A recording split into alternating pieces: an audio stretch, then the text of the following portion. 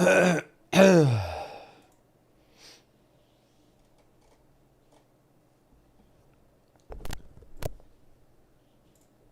I have to restart Moo. my BattleNet. And it's fine.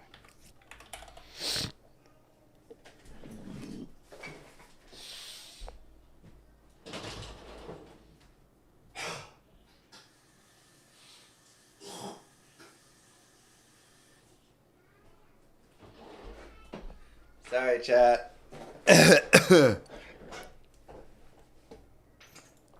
I'm still a little sick feeling.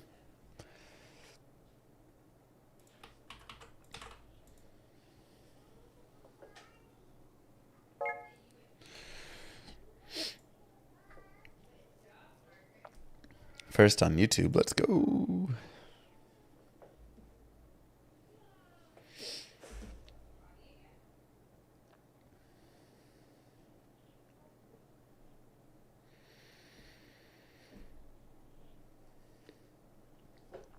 Let's go, everybody.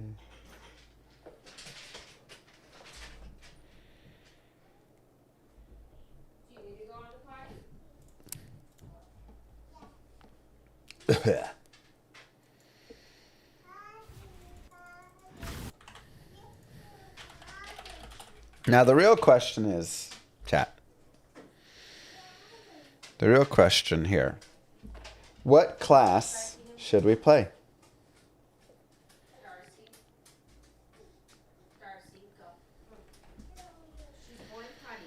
Is this another AI video because I'm ready for more? It is not. Oh, God. I don't know if we should ever do another one of those. This is miserable. Ugh.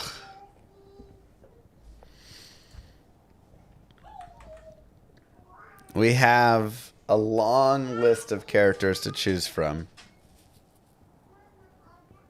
So...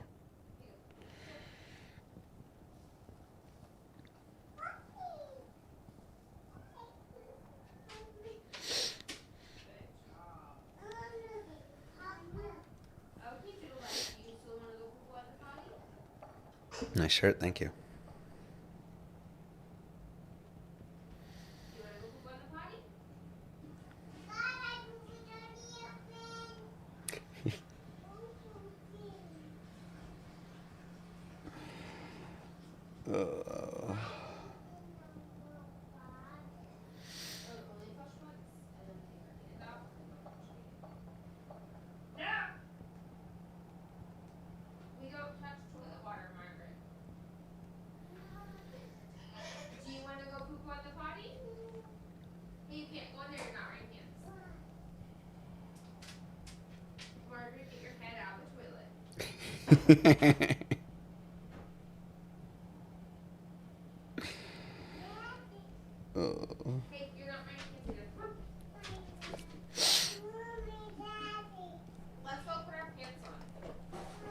Just here. You need pants.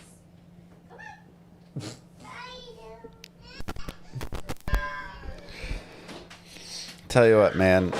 Kids love putting their heads in the toilet. If you put pants on, you can go in there. Sound a little under the weather? Yeah, just, got a whole thing going. It's really annoying.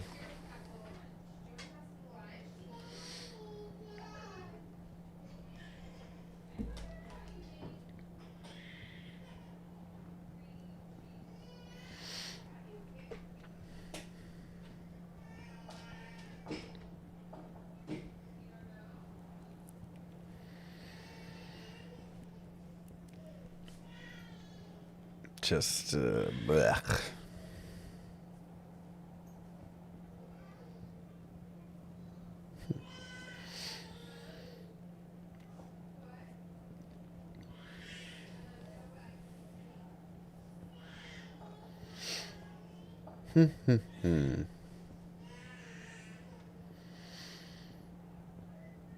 Get well soon, thank you.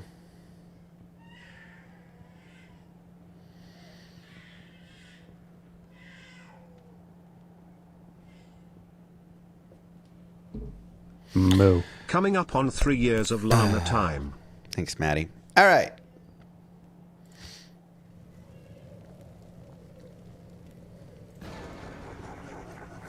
Maddie, thank you. Puck Face, thank you. Gandalf, thank you. What is the class, chat? I guess we need a vote. Twitch polls don't go big enough, do they? Why would they only allow, like, 5 answers? That's so annoying.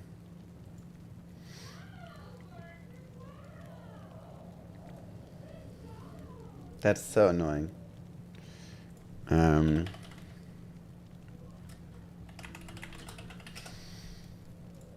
right. Which class? It's okay. This will be good for YouTube as well. All right. Amazon, Assassin, Necro, Barb, Paladin, Source, Warlock, Druid. Create poll. Copy, paste.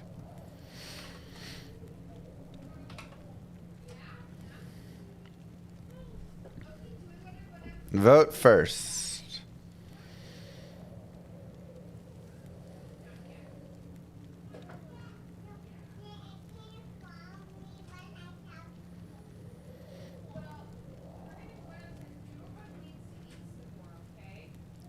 Just one vote.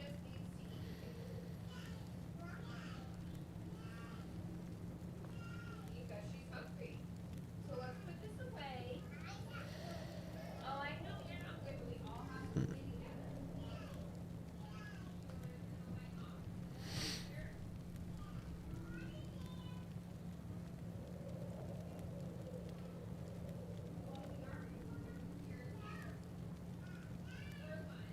Moo.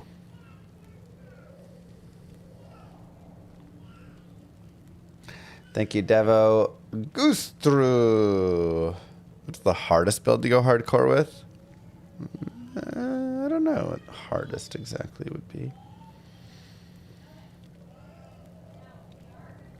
A few different toughies, you know.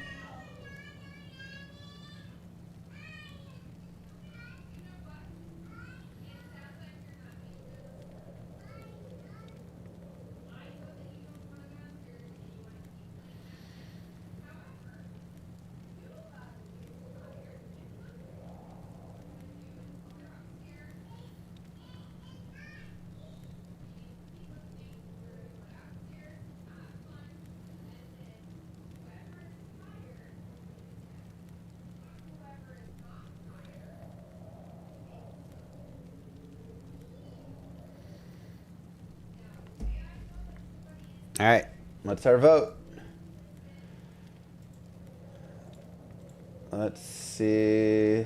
Does it have a results? How do I see the results? Maybe I just vote one. Amazon, it looks like, is the winner by a pretty large margin.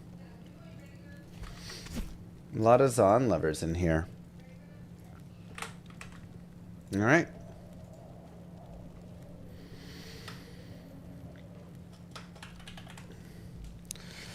We will go with that. We will intro it. That's one thing I do have to do.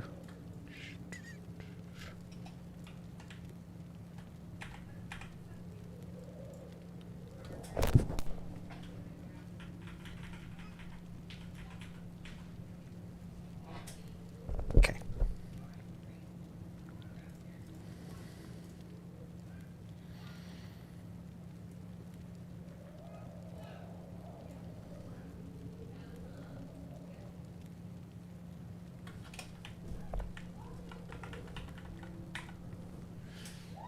Go there. That seemed good. All right. What's up, YouTube? Mr. Llama SC here, and today we're going to start our hardcore guided playthrough series. This is going to be the guided playthroughs, but for hardcore. Now, of course, as you know, hardcore has a bunch of different things that are different from softcore, in that if you die, it's over. That's it. There's no changes. Some people think that the game is supposed to be harder. It's going to have more like different things and whatever. None of that is true. It is just, if you die, it's over. Otherwise, it's the exact same as softcore. So we can play it similarly to softcore, but of course with an emphasis on survival. There's going to be a little bit more focus on resistances, a little bit more focus on leveling up in some easier places, and just maybe gearing slightly more, making sure that, you know, we have some better life and stuff as we're going through. And that'll be the focus. So chat has voted the Amazon is going to be the starting class today. Again, we have like, 40, 50 different builds in this game. So we can go ahead and decide which one we want to do.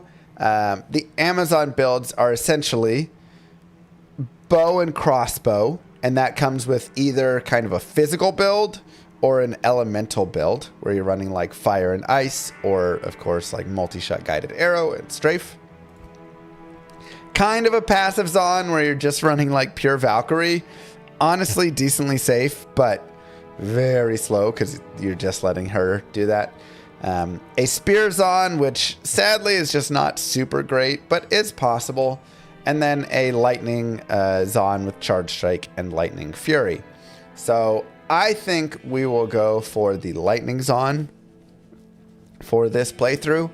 And then we can do some of the other ones in the other times. There's also technically a poison Zon, which we may even run poison to start here, or we could run lightning to start, and just kind of have it be a like thrown elemental jabs on, because poison is actually really good early and lightning's not so great. Lightning gets better once you really get like charge strike and lightning fury.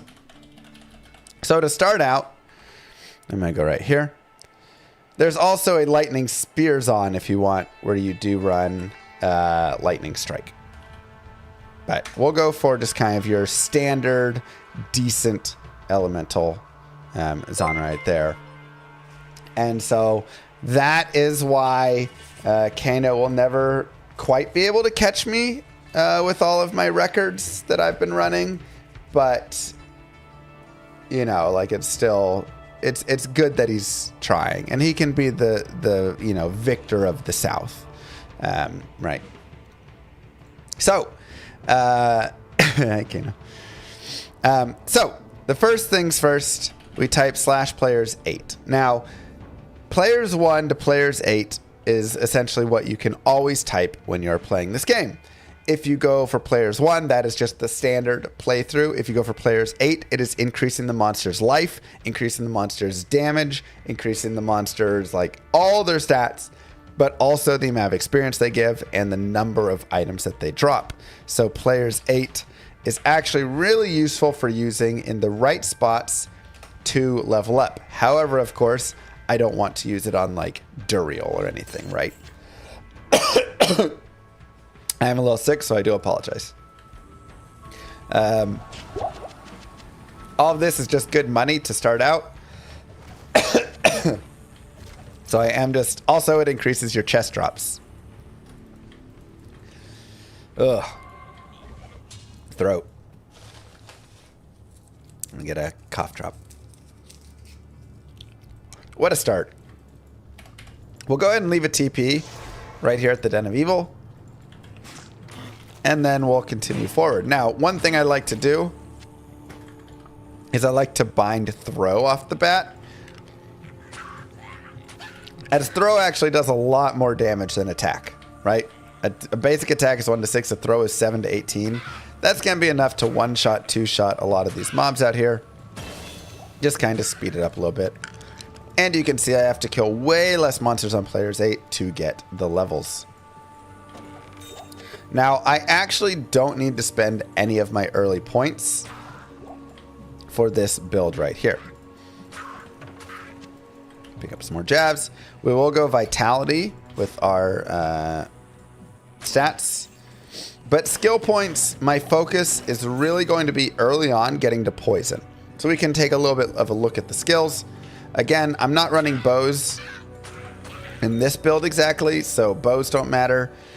Early critical strike can be okay for like a single point, But again, I'm going to be going into poison to start, and that's not really going to benefit from it.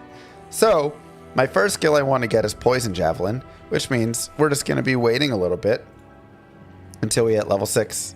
And then I also want to get Plague Javelin, and that's where we'll kind of use our bonus points. So for now, we can just wait. I always like to look around for shrines, because an experienced shrine is just a nice shrine to have. So again, we level up. We'll go more vitality, but I'm not going to put anything into my skills. We are just going to save them.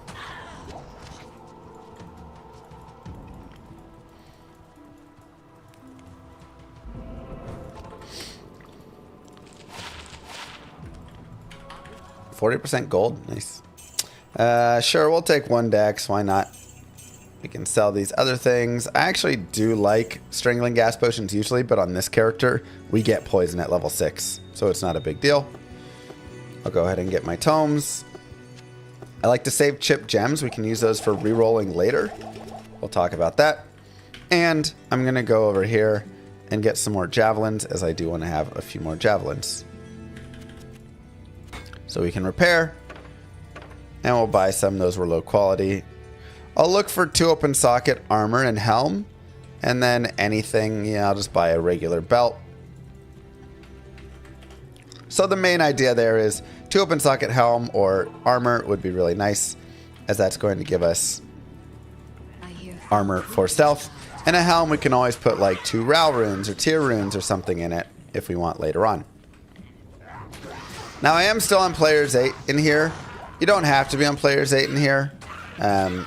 You could go down to P1, but I have an experienced shrine, and my thought is, my goal is to get to level 6, and I know that one of the hard parts of this game is Rakinishu, right?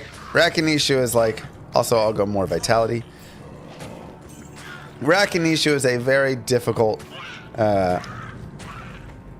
fight if you are under-leveled.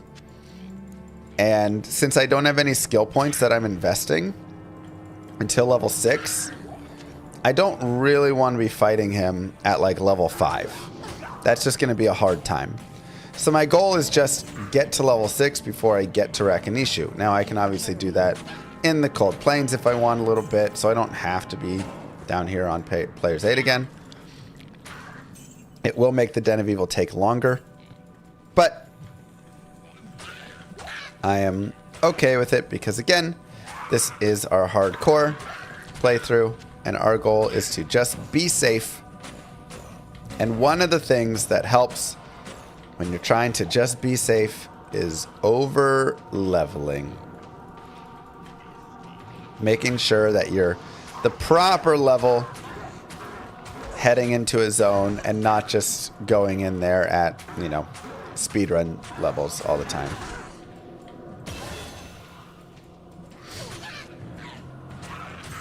So, yes, a lot of times you're running Den on like Players 1 or Players 3.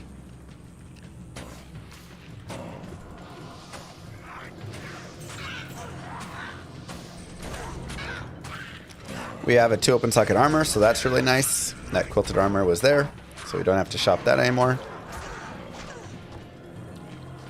Unfortunately, we have a Den of shamans, so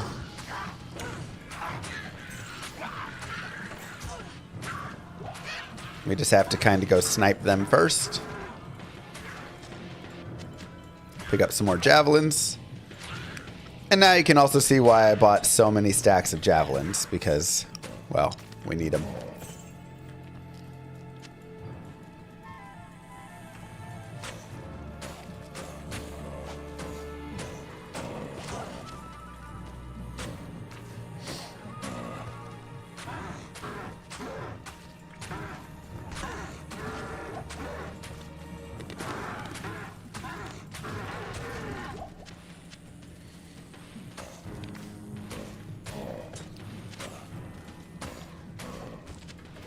I can't carry anymore. Mm-hmm.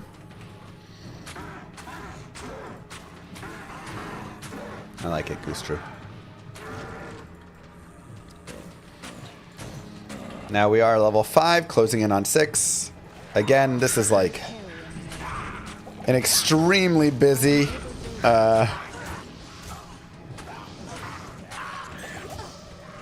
Den of Evil.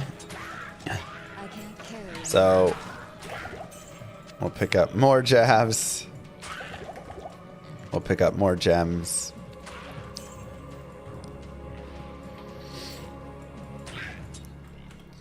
And throwing knives are also good money, so we'll grab some of those. But the good news is, we're going to hit our level 6 here in a second.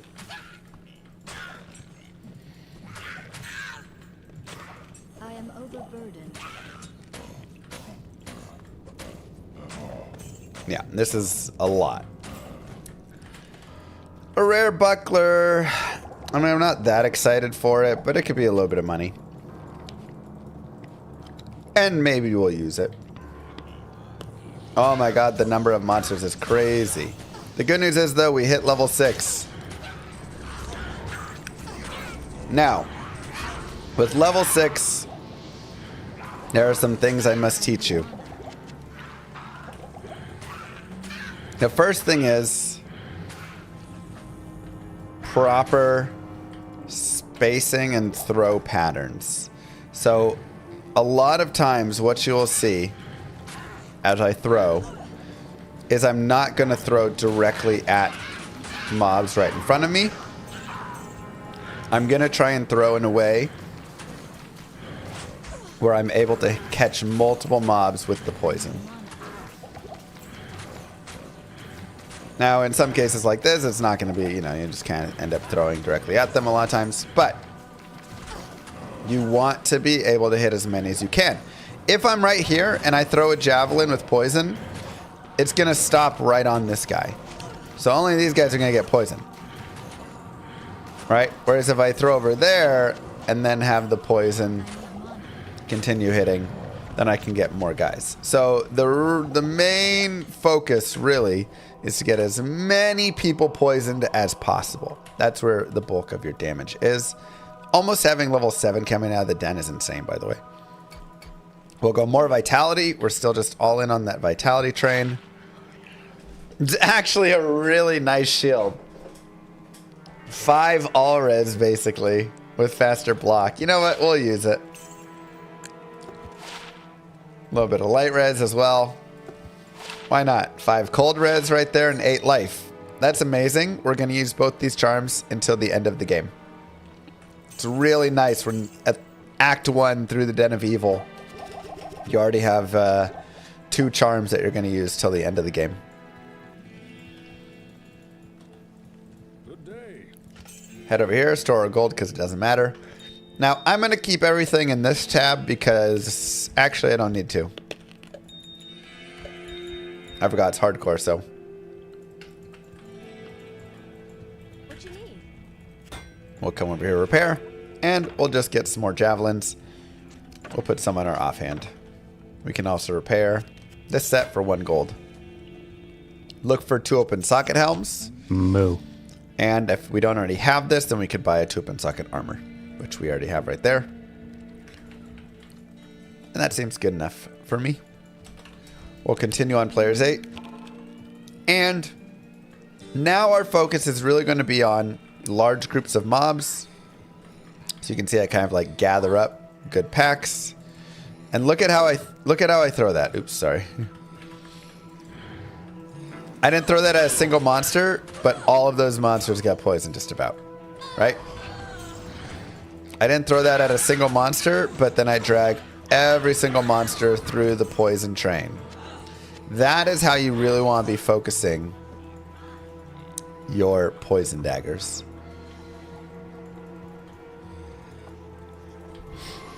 Now, killing stuff out here isn't that valuable because I'm almost level 7.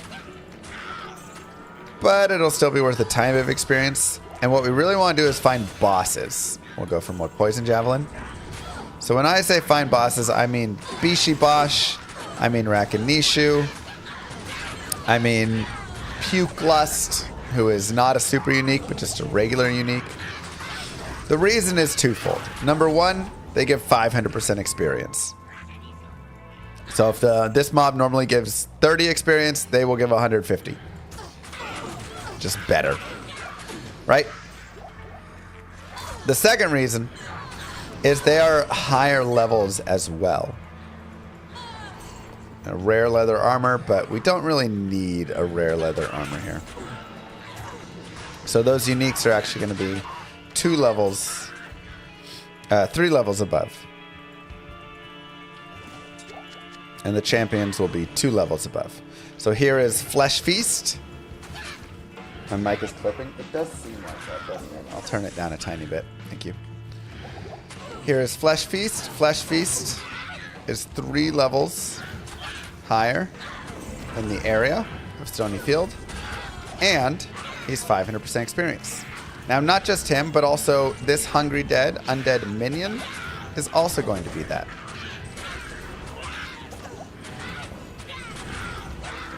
So we're just going to run around, try and make sure these guys are constantly poisoned. As, of course, that is our main damage. Go for another poison jab. And you can see every time one of these guys dies, watch my experience bar. Right? Like giant jumps.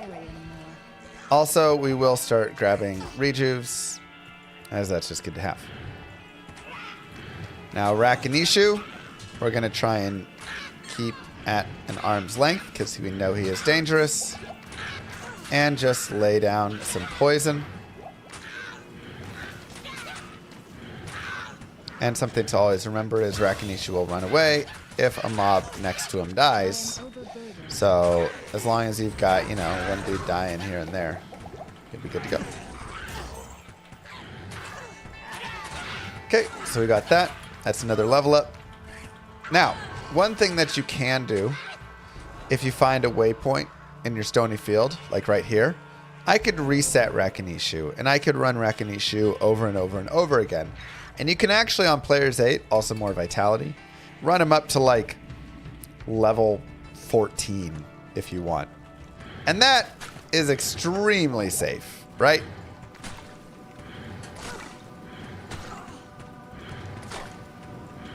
Archers are a little harder to kind of like drag into poison because they like to just stand for the most part. So really in this case, I'm generally just like throwing at the pack, trying to just keep each one of them poisoned. But we've got good experience shrines here. So again, the goal is more poison jab. Just launching into those dudes. And more vitality. Notice a trend. There's going to be a lot of vitality on this. Do any monsters give permanent vitality loss like in Diablo 1? No. In Diablo 1, there were zombies that if they hit you, you lost a vitality point. None of that exists in D2. There's no permanent alteration.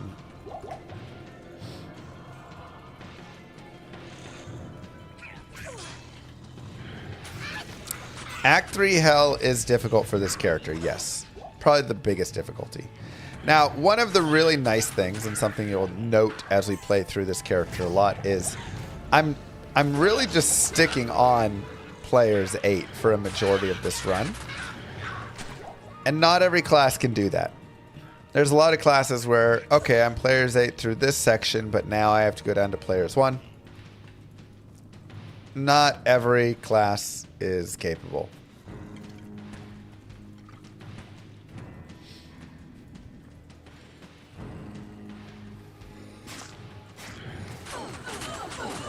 So just kind of catch all the mobs behind us. What a strange looking tree. Grab the scroll of Inifus and keep going poison. Now, at some point around this time, I will add 5 to strength. I'm going to do it right now. It doesn't have to be exactly at level 11. You can do it at level 10, level 11, level 12, level 13, whatever.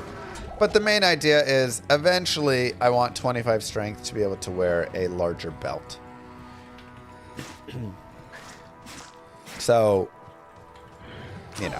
choose when you want to do it, essentially. Now, something to note about Poison Javelin as well is that it is a long duration. We are at 196 to 225 damage over 18 seconds. And that duration just continues to go up. So, it will be... You can really set some poison and then just let it do its thing, right? You don't have to baby it always. And what we want to do in the Black Marsh is find the waypoint and then find the tower. If you find the tower first, leave a TP, get your waypoint, and then go through your TP. What's that smell? It's a fun surprise, super. So that's a decent waypoint right there. It can be closer, it can be further. And one thing to note is, as well, you may want shrines, having some shrines between the waypoint, and that can be really nice. Or if you have a shrine at like your Cold Plains, you can check that every time just to see if you get skill shrine or experience shrine. Those are generally the ones that you're going to be excited for.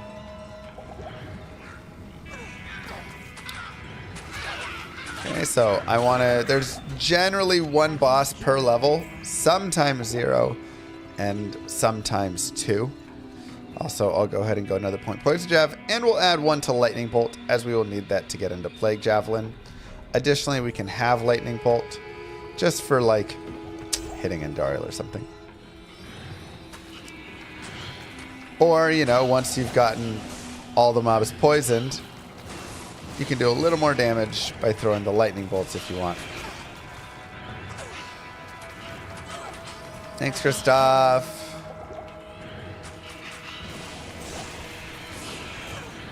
So just make sure they stay poisoned and then hit them with the lightning bolts and you're good to go. Kind of a nice 1-2 punch right there. Scott Carney.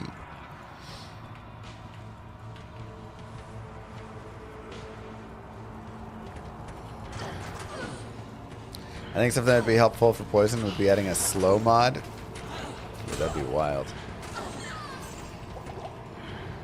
Okay, so archers are a little bit deadly. More poison jab. Especially cold enchanted or spectral hit. I can't carry anymore.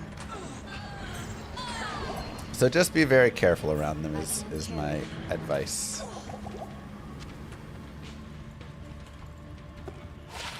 %5 fire res, why not?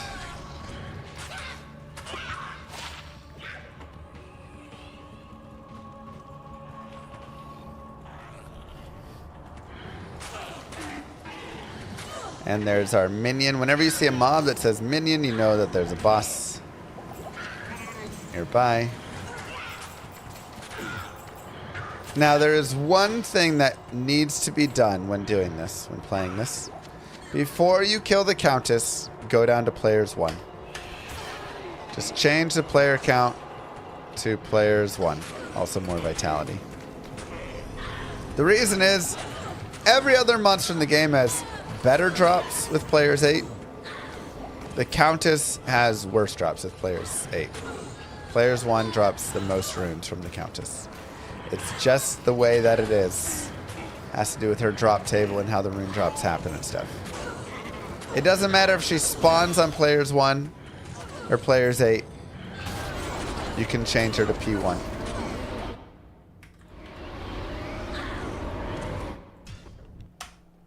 So you can see, there we go. We find 3 runes. If that was players 8, we'd get 1 rune. So we get Ral Eth Tyr, really nice. We need Tal and Eth to make our stealth. And then additional Ral runes and Tyr runes can just be nice for our cap if we want to get some mana per kill, some fire res, some whatever. Go ahead and stock up. Sell some things here. If you want, you can see I'm 6 out of 90 quantity. For my white javelins, I can always just sell them and buy them back. And we'll go another point there.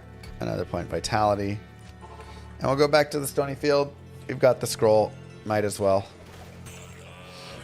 And we get another Rakanishu to fight here. Not that it's too big of a deal, because we're a little over leveled now. And now we're at 14, so now the experience from Rakanishu is pretty minimal. But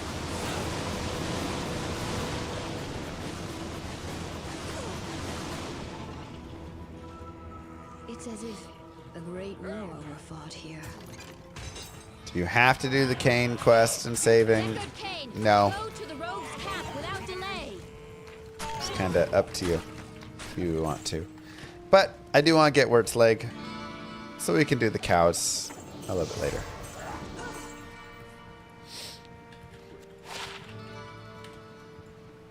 We'll put our chip gems away.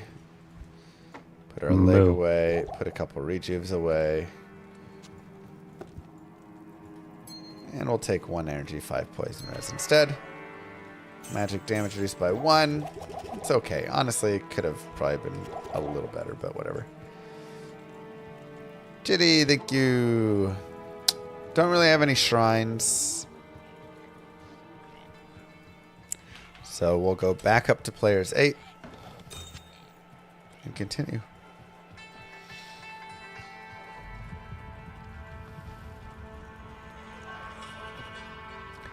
A couple of champions is pretty weak. I'll go ahead and drop a poison. Should be able to, kill the berserker guy at least, but we'll leave it. Did Kane really need to be rescued? No, I mean, he rescues himself the next act if you don't rescue him, so he's fine.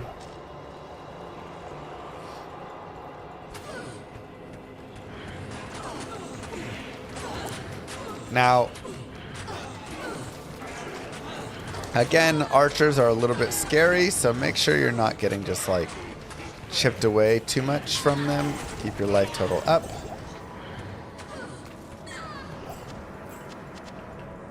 And there we go.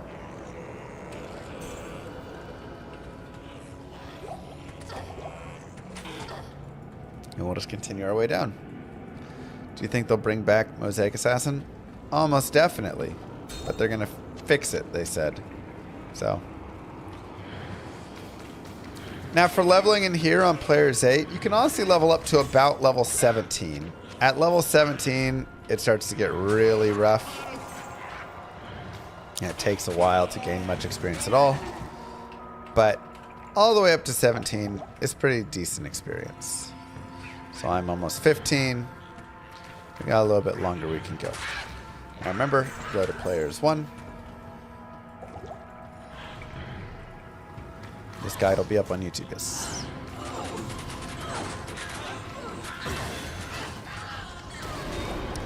There's our Tal rune. So honestly, we're good to go forward if we want. If you want to run a little bit longer, it's totally fine. Right? Good day. But we'll come over here. We'll do a repair. 1 to life. The bare minimum. And we'll grab 1 more set of jabs. Go put away some of these. And you know what? We'll just make it right now. Tal Eth. So when we hit level 17, we'll just roll right into it. Continue with poison jab. Continue with vitality. Should have enough potions there. Go back to players 8.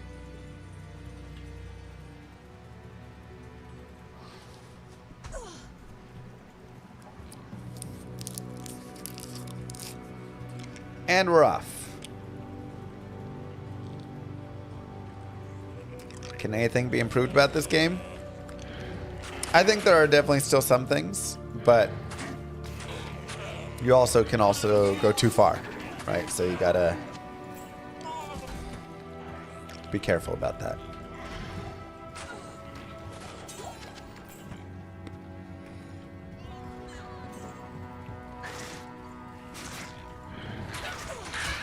Make strangling gas useful.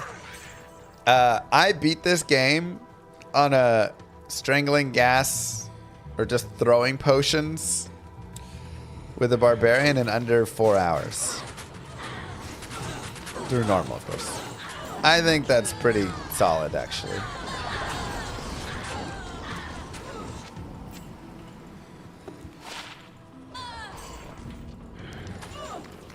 Now, Cleglaws is actually kind of fun for Endariel, just to have the poison length reduction.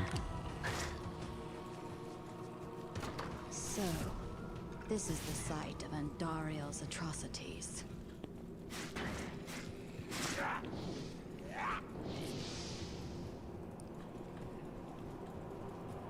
I actually really like how good the throw potions are.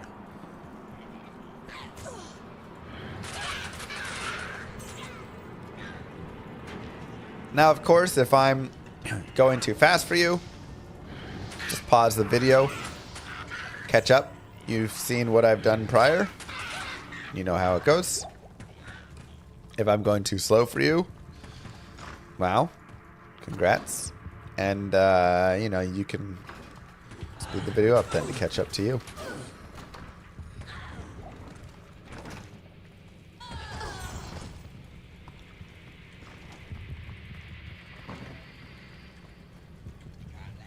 You can also wait for me to die, and then you'll be caught up.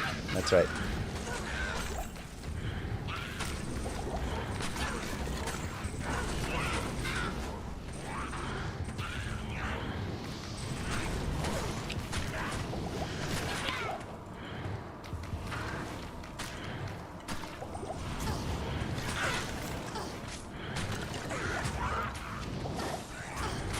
Okay.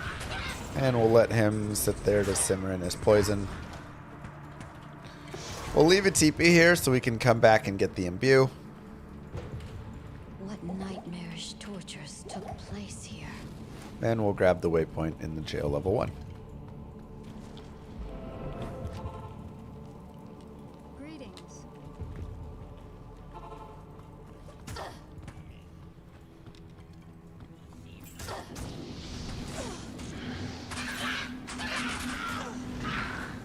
Will the next hardcore one be from 0? Uh-huh. Alright, there he is. It's like, where is he? Worst hardcore death? The first one that immediately comes to mind. I was running a Hell Druid. We'll go turn this in.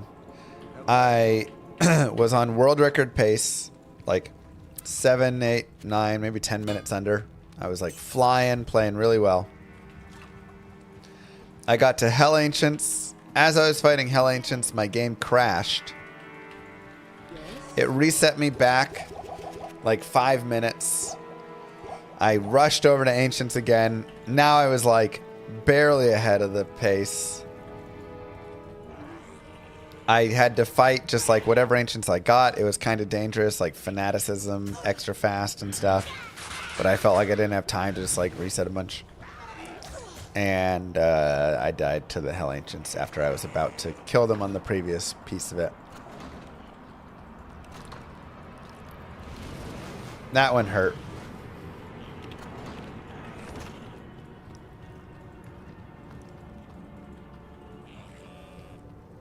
Wow, what a map.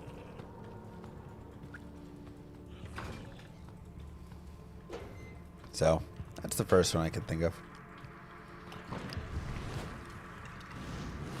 That was probably on OG. That was a while ago. Maybe earlier Resurrected. It might have been Resurrected, actually. It's probably about like 4 years ago.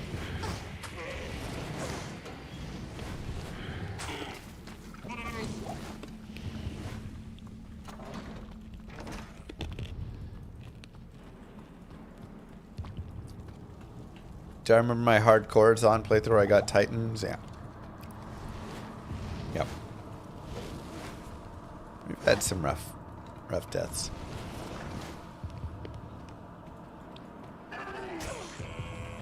So. That game crashes Kano? What? Yes, Kano does have remote access to my computer. But he would never sabotage, right? He said he needed it for safety purposes.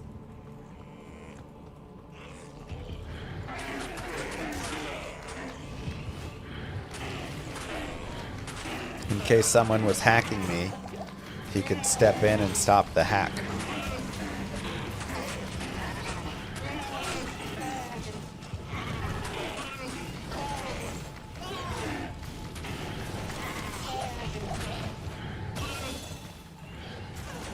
Well, yeah, he also said that for my credit card.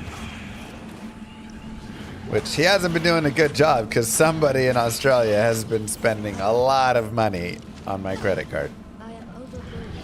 So he said he's working on it.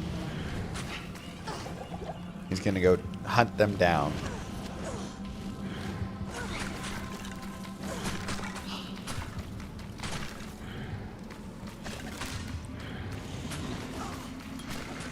More poison jab.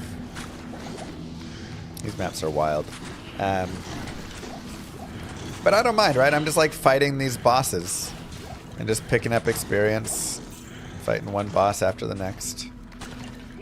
Curse, cold, enchanted. I'm just trying to be careful around pit spawn here. Just trying not to get hit. If you want to learn how to read every map in all the zones, I have a video, Map Hack in Your Mind. That will do a lot for you. It'll let me know this is level 3. Or Inner Cloister. I didn't know you had a lot of money to spend in the first place. I don't. That's the crazy thing. Whoever this scammer is, they're running up my credit card, and it's just a whole thing. 20 light res on Amy is pretty solid. We'll keep that for a long time, most likely, unless we end up picking a nice Amy somewhere.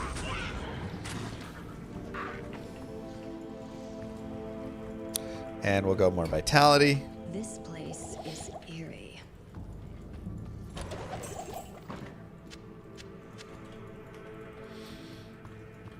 Have no fear, though. Kano is on the job.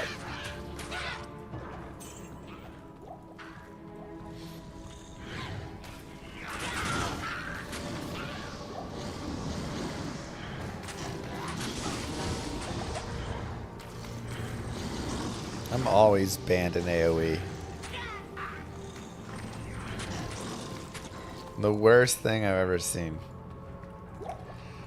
I constantly get banned because I don't want to play mega random. That's why. That's why I get banned.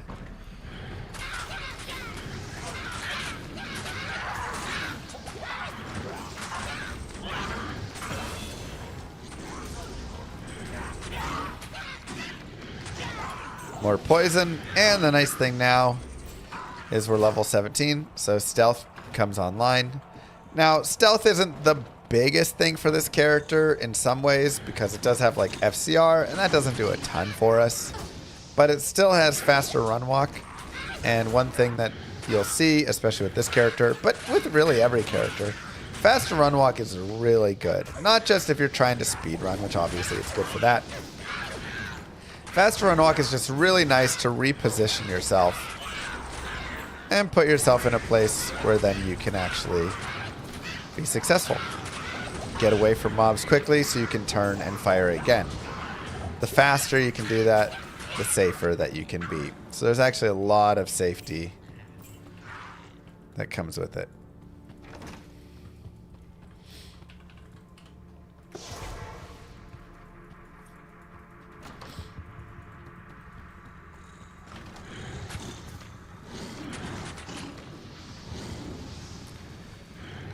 Again, just dropping poison in there.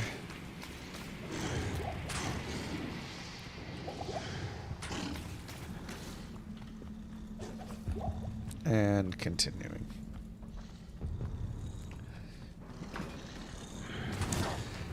Now you can see the experience is kind of worsening now that we're 17 here. It's definitely not as good, but it still is some experience. It's not at the point where it's dropped to nothing. We'll go to CAD level 3. And remember, before you get to CAD level 4, you're changing down to players 1.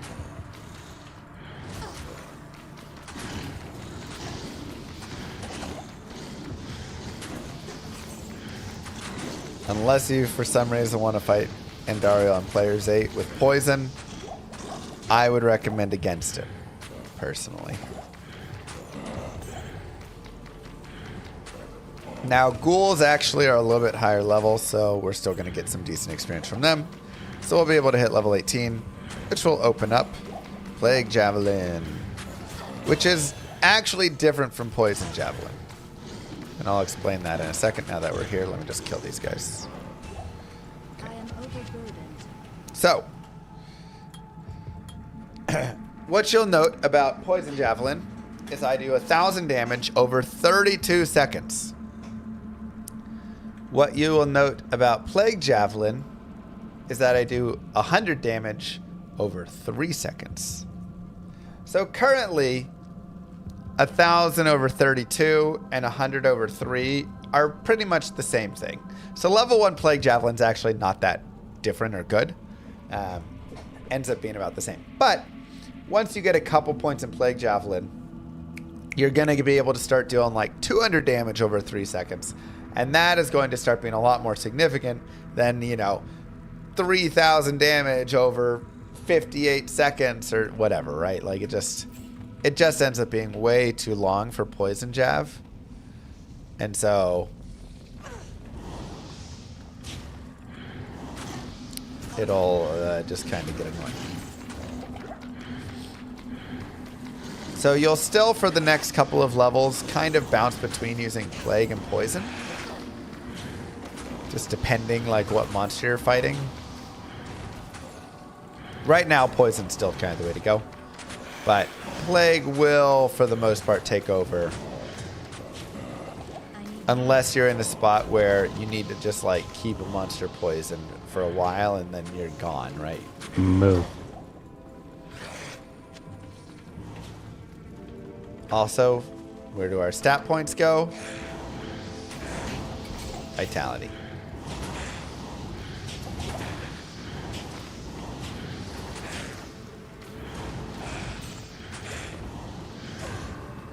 Ghoul Lords can also be okay right now if you want to fight them.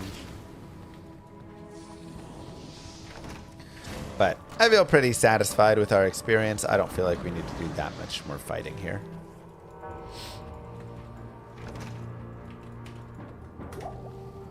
And of course, before we go down, players 1.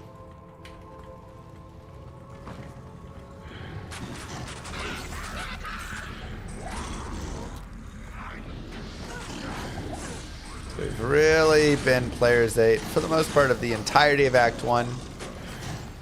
Just to soak up that extra experience.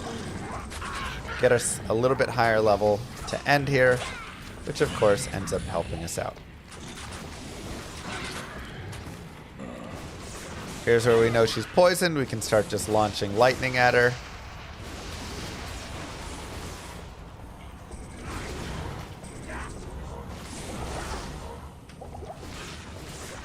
Now you want to be careful being too close to her, as that poison spread attack she does, that one, actually does a lot of damage. So you don't want to get hit. You don't want to be close in on that. At this point, I mean, we'll be fine. We have 35 poison res. We're okay. But just for future note, rare Ami is nice. And honestly, those two are whatever. Good day. Okay. And just like that, give yourselves the clap. Act 1, hardcore, done. We'll go back to players 8. Stay a while and listen. Talk to Kane.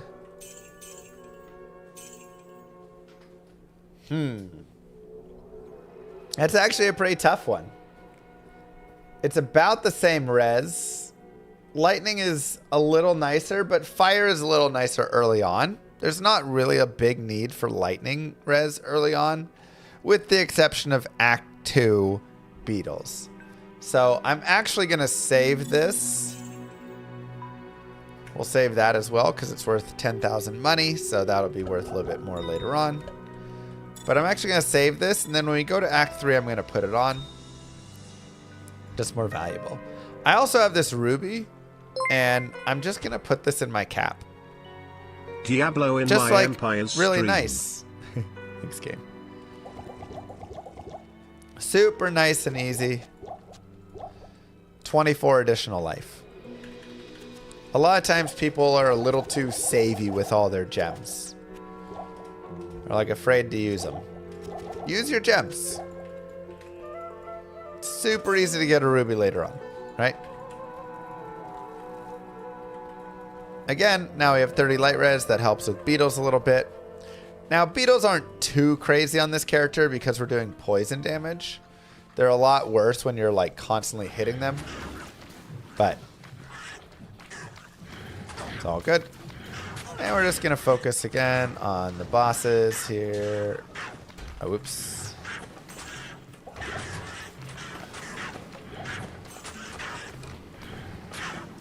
Try and just make sure these guys are always poisoned. We'll continue to pick up rejuves just so we can save those for later. Radamant? I guess we can do Radamant for the guided playthrough. So here you can see, like, they don't really release a lot of lightning bolts, right? So it's not as big of a deal.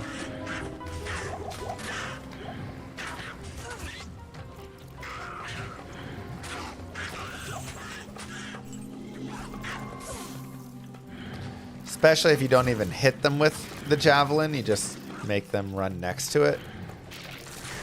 They'll get poisoned and then they're only releasing once, and that's on their death.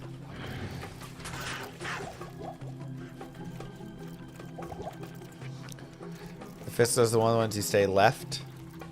Wait, what do you mean by stay left? Oh, left of waypoint. Yes.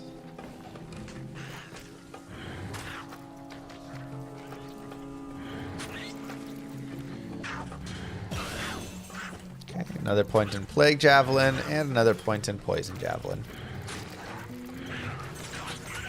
So now Plague is starting to slightly take over in damage. However, something that you can note is I'm not going to be able to hit every one of these mobs every, 3 seconds. 3.2 seconds now. So I'm still going to use Poison Jab in like large groups. And we can start using Plague Jab in more small groups that I'm throwing at more often. Thanks, Big League. We'll leave a TP next to our halls.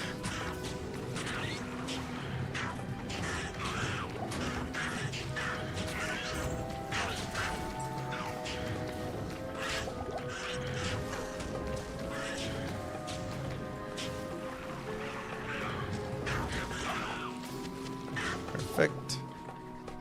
I'll keep going.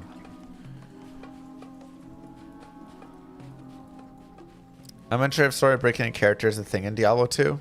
Oh, you can totally break a character in Diablo 2. Now, the nice thing is your Den of Evil quest does give you a respec, so you can unbrick it, But if you brick it again after that, then you got to kind of make a new character. Now, if you're in the end game, you'll be okay, as you can just farm respec tokens before you do any of that. So then you're good to go.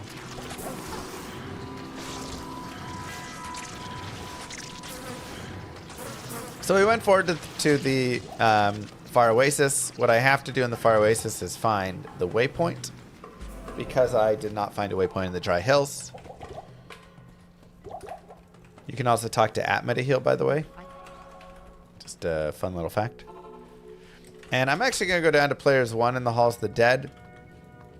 Not because it's difficult, but because there's basically 0 experience in here. Pretty worthless to be on a higher player count, with the exception of like the final boss. So if you get a bunch of skellies and unravelers standing in your way, it's just annoying. Now for level 3, I'll go ahead and go to Players 8, because then we can kill the final boss of level 3.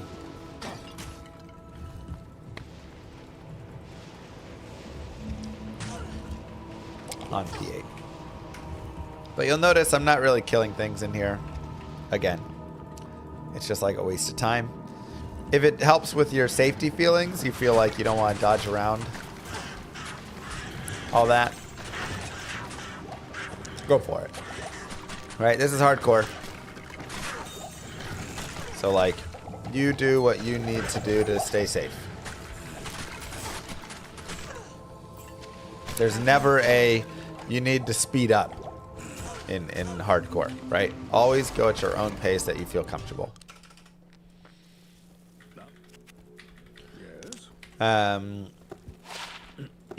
Okay. Half freeze duration is actually really nice. I'll put that over 5 poison res. 2 to dexterity, I don't care about. And because y'all asked so nicely, we will go for Radamant.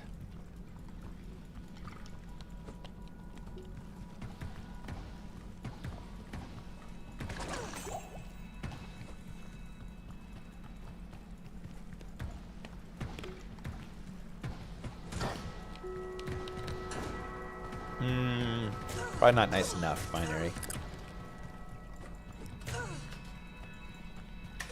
I'm gonna go players 1 for Adamant.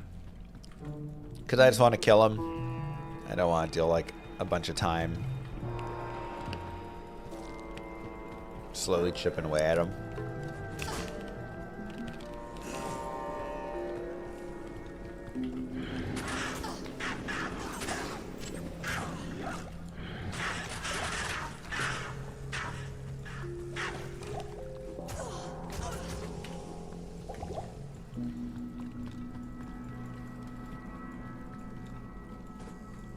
Have I ever done a full clear speed run? 100% quest, yeah. Honestly, it might be a category I start pushing. I really like the category.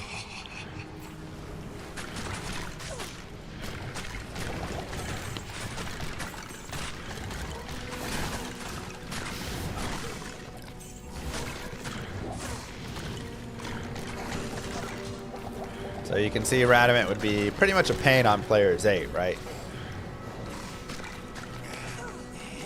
Oh boy. Alright, we've thrown out of our jabs.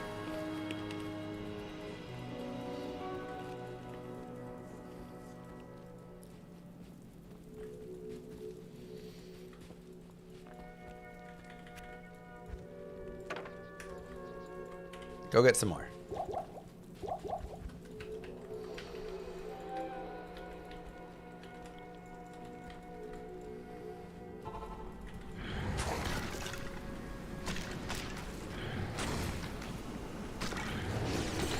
All right, and a book of skill. Nice and easy.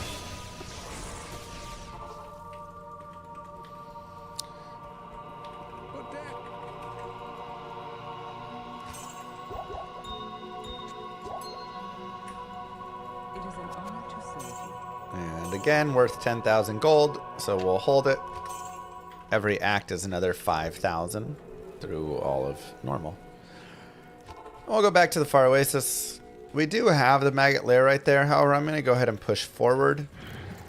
Namely because I still have a little bit left on this Experience Shrine, and now I don't. But that's okay.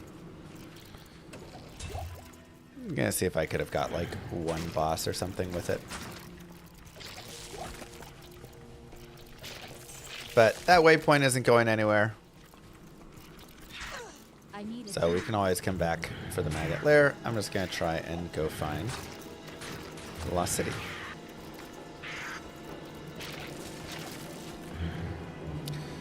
And now we get a level up here. And now Plague Javelin's really going to start taking over in terms of damage.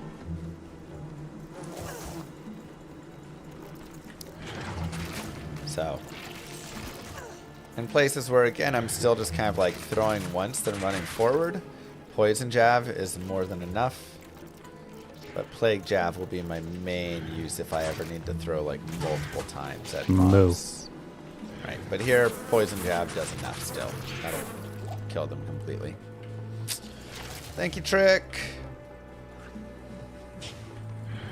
But for instance, with Dark Elder, I'm going to throw Plague Javelins. Great. An eclipse. This just keeps getting better and better. Girl don't like an eclipse.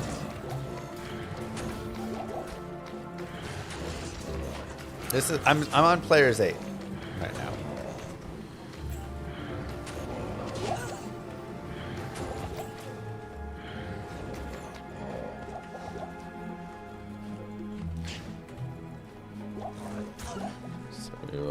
Grab this well. I think he's played this game before. Hey, me or them? I've played this game once or twice, yeah.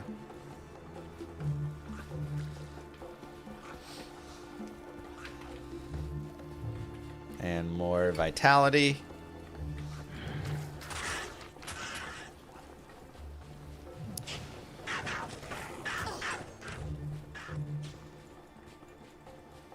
And Lost City to Valley of Snakes.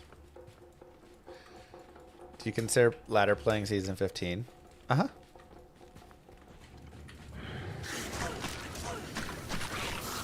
I have to see what day the ladder reset like dates are and stuff. Somewhere in August, September in that time frame. But yeah, I think I'll play it.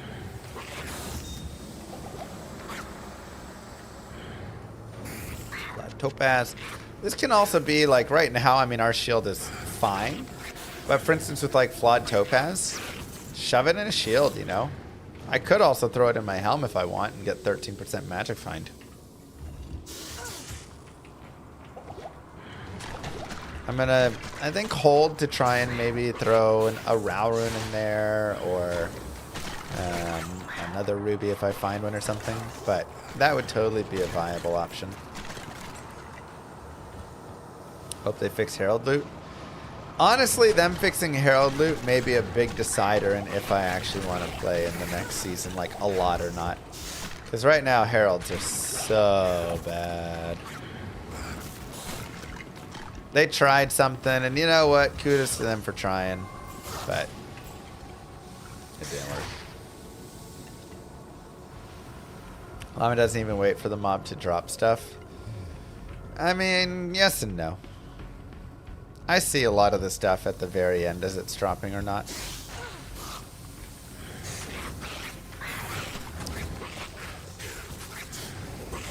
There's a good point, though.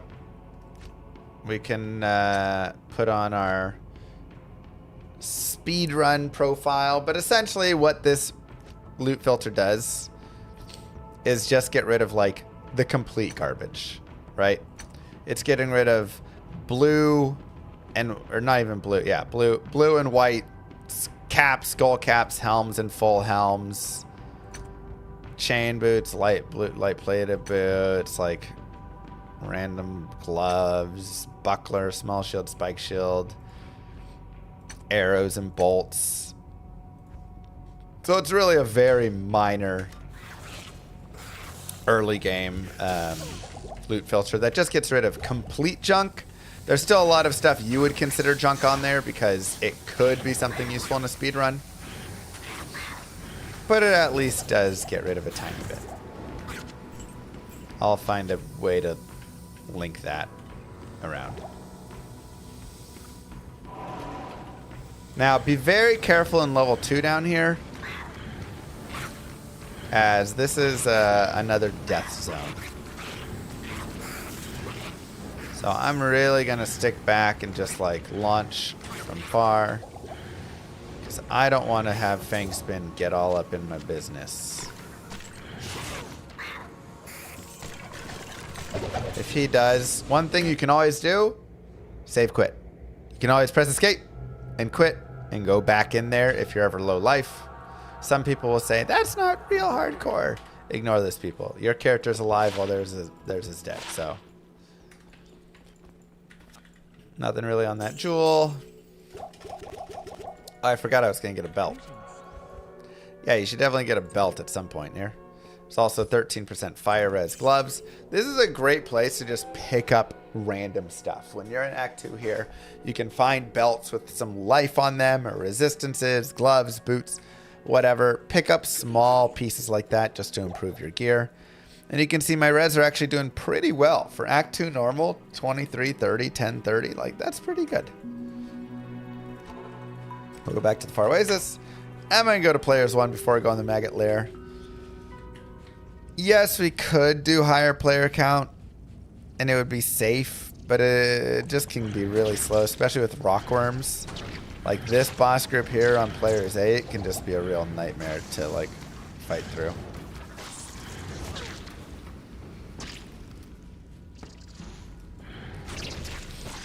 So instead, we'll just go P1.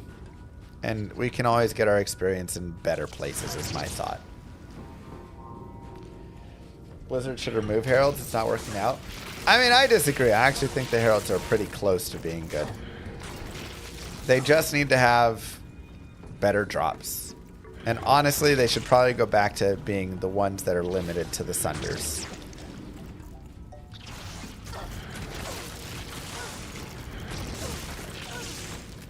But like at a better drop rate than they had initially, you know.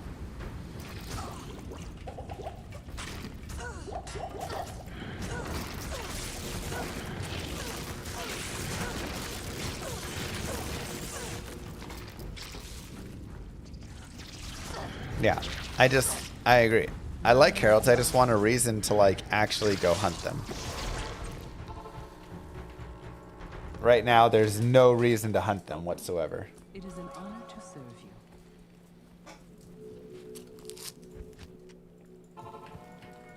Yeah, their drops are just like miserable. Oh, hi.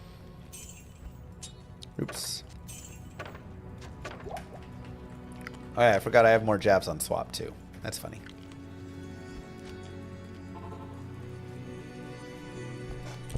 Yeah, we'll see in like a month or two.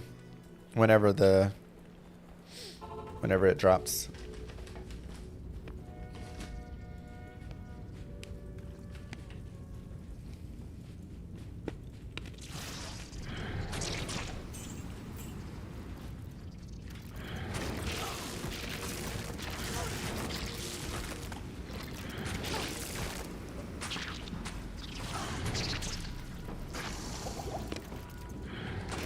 I mean, they do have a while to load in, so you can always just like avoid them if you don't want to fight it.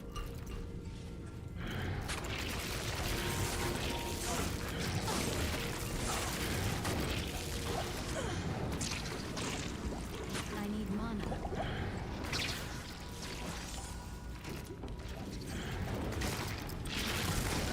I do think that'd be interesting, giving them a little like bonus experience so they're actually worth hunting.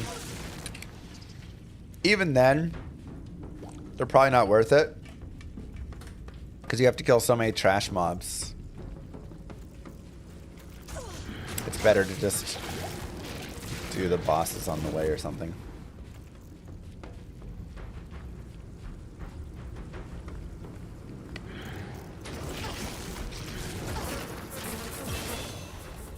Okay, another point for plague and poison. Plague is going to be the skill that we're going to just jam all our points into, but Poison Jab is a synergy for Plague Jab, so.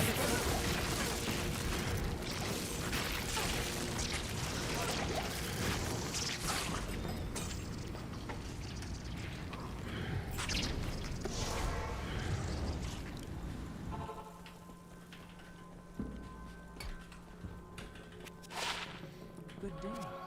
Perfect. Defense doesn't really do a lot. The usual way. Okay. So now we shove our staff in the cube. Let's trade.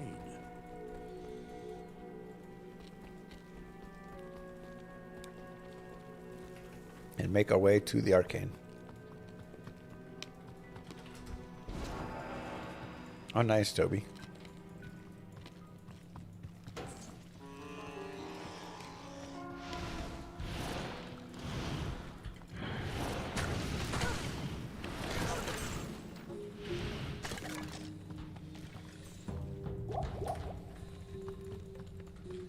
Thank you, Trick, by the way. Rush for Forge. 3 main jabs and 2 is on 10. Oh, dang. I mean, I'd be happy. Still plus 5s.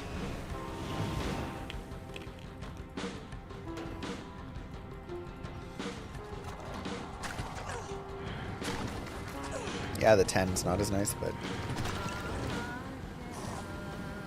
Is that what AI would like me to do, though? I think I'm running this exactly how AI would want.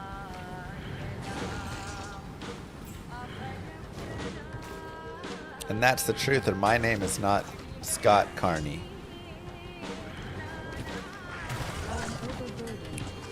Okay, pick up some long staves. You really want to get these for money purposes. First to find this arcane And that's why I'm princess. picking up daggers, wands, staffs, etc. Just good money value. Now, I'm on players 8 here, but I'm actually going to go down to players 1. The Arcane Sanctuary is like okay for experience, but honestly kind of dangerous. It's very easy to get trapped with mobs on both sides of you, and this character doesn't really have good burst damage or any crowd control to prevent that from becoming a scary situation. So again, something that in the future we can get more experience somewhere else, right? You can always pick and choose kind of where you're leveling up. No reason to do it in the more dangerous areas exactly. Okay, so not the first way. We'll go ahead and pop the chest for fun. There's a battle staff as well. More money.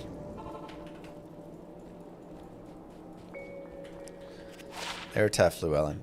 They were tough. And that's worth 10,000 as well. Put our chip gems away. Repair all our gear. Nothing the right portion can't cure. Get a few more of those and we'll keep going.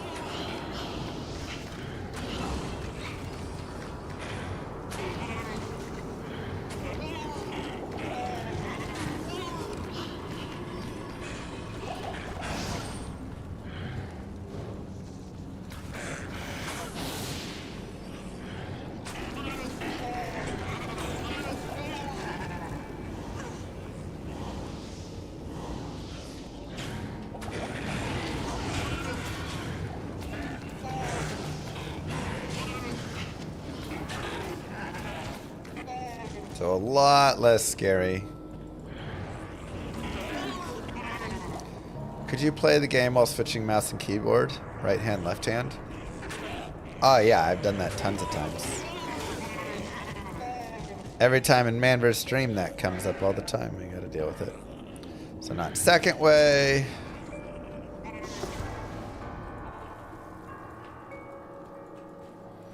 Good to see you. Good evening.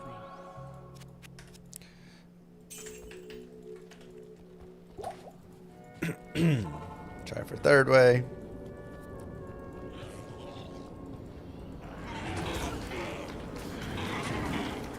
I'm level 96 and getting higher feels like hard work. Yeah, it's rough.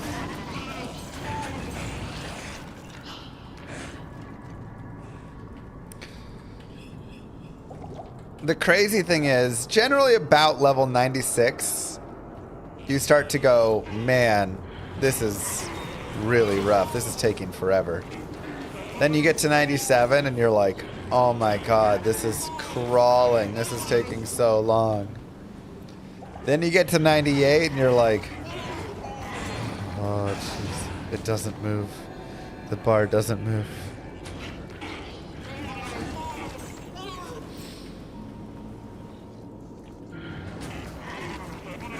Yeah, it's a real journey.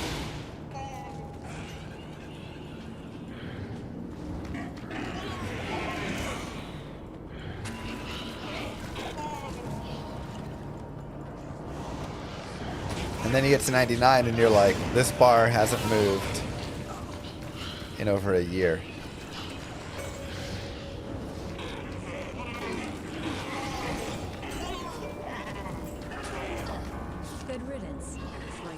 That's how you feel at 94. Fair.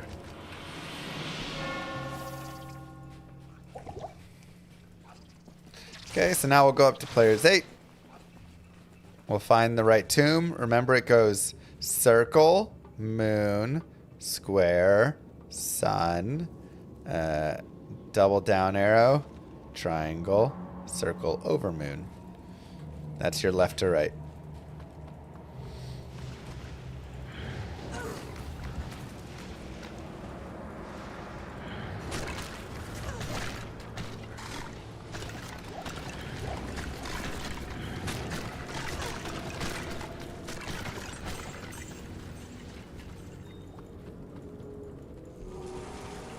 The deaths don't set you back as hard nowadays because we have terror zones, which helps so much for leveling.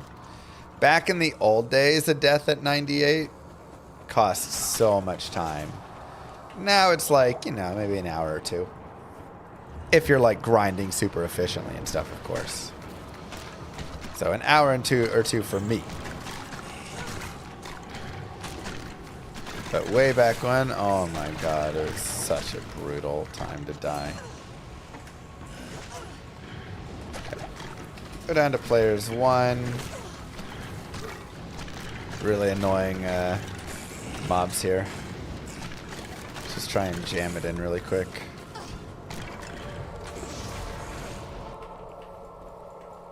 Want to ladder race again? Sure.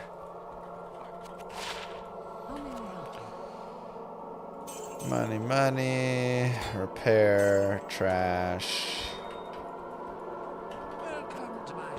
Now, before we fight Duriel, what do? We drink a bunch of thawing potions.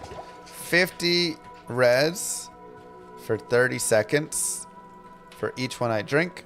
So I've got now like 4 minutes. We'll make sure we're on players 1. And then we can go fight Duriel. And that extra cold res will do a lot in helping us survive here. We'll hit him with the plague jabs. For that increased damage.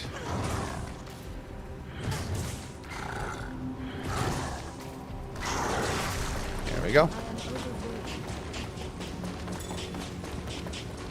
Nice and easy.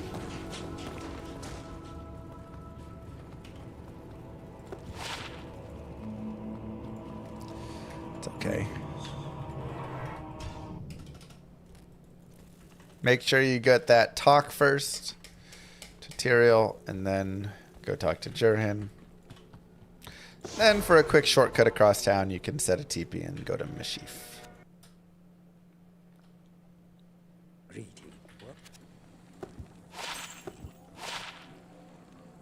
Money, money, money. And just kind of worse than what we have.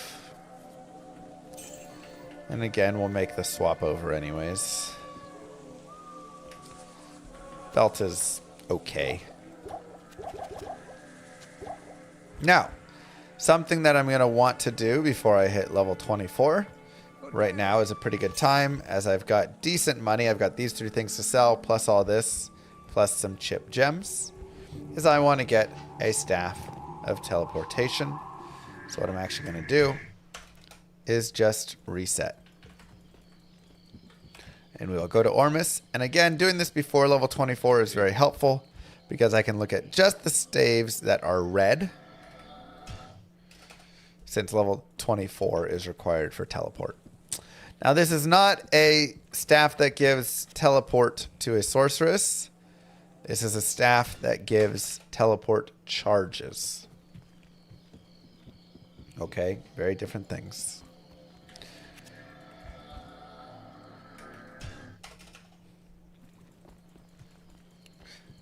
Very helpful to have. Is it exactly required? No.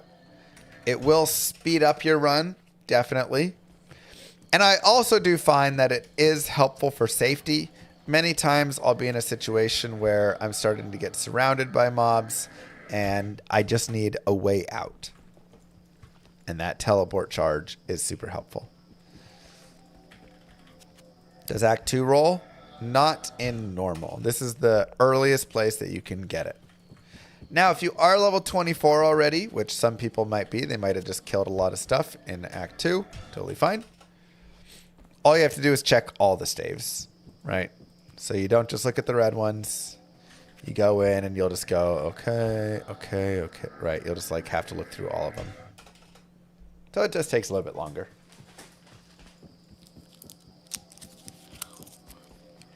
Now, these are not cheap. The cheapest that you'll find it is about 16,000. You can also find it for like 750,000, right? So you may have to re-roll a few times if you end up getting it, but it's like 400k and you can't afford that. For some of you, you'll just pull out of your shared stash and that's totally fine.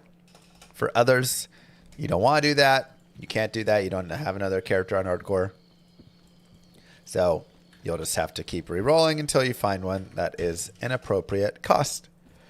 Beyond that, they are expensive to repair. They cost a little over 2,000 gold per teleport charge that you use.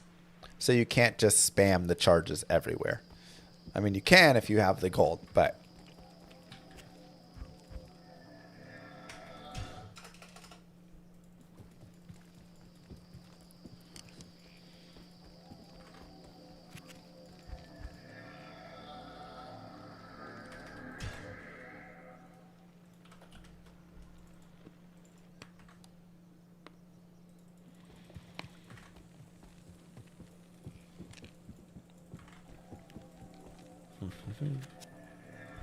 You can also repair with an Ort rune and a chipped gem, but of course then you're going to need a bunch of Ort runes. So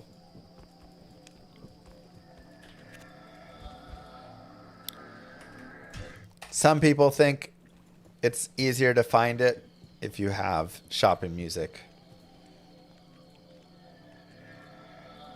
We'll test it.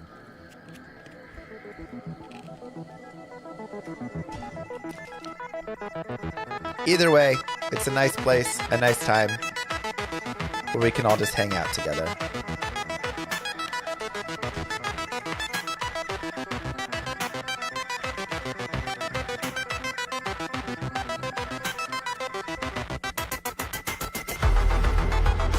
And I can show you something else.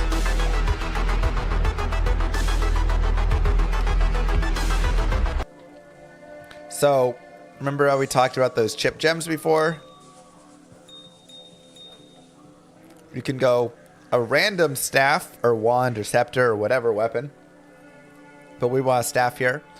And 3 chip gems. I'm buying cheap ones. And you can roll it.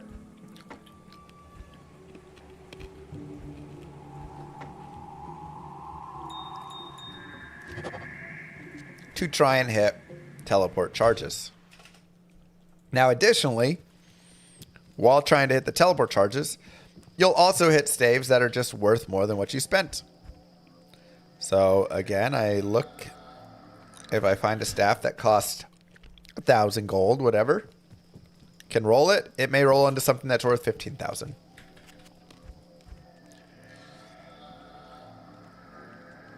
$551 for this guy.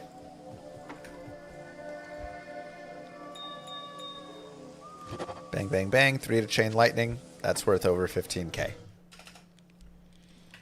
So now the amount of gold we have is a ton more gold, right? This is an easy way to get your gold reserves up in the event.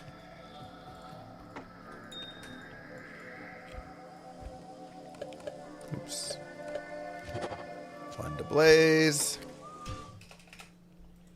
That, you know, we find one that costs 75,000.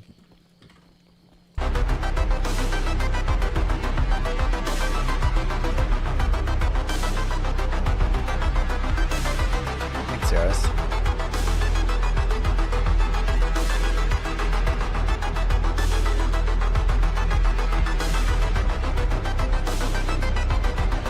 Moo.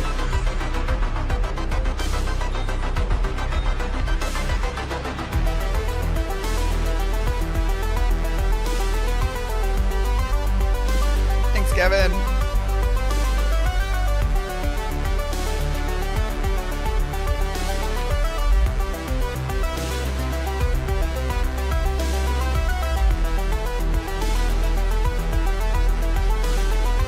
We're getting kind of unlucky here.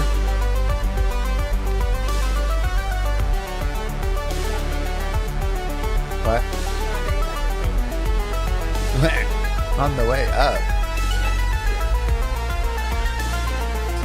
Hello.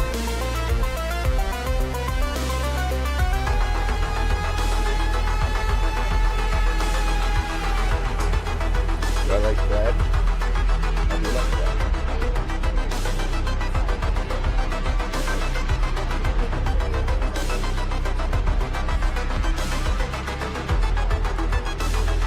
I would. I mean, this is all for them.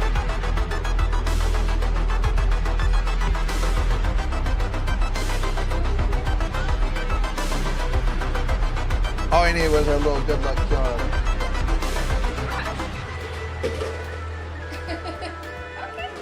All right.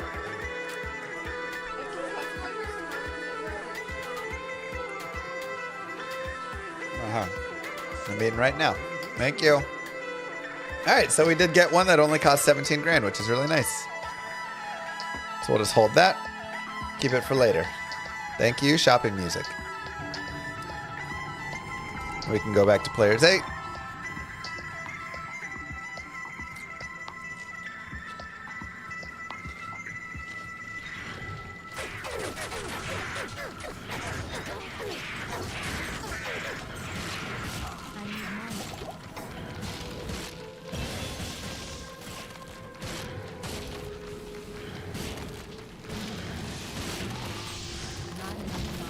Player count does not matter for shopping, no.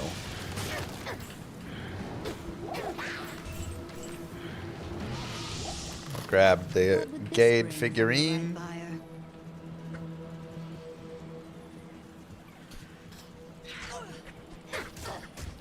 Repairing a cheaper wand is not cheaper, no. The repair cost is the exact same.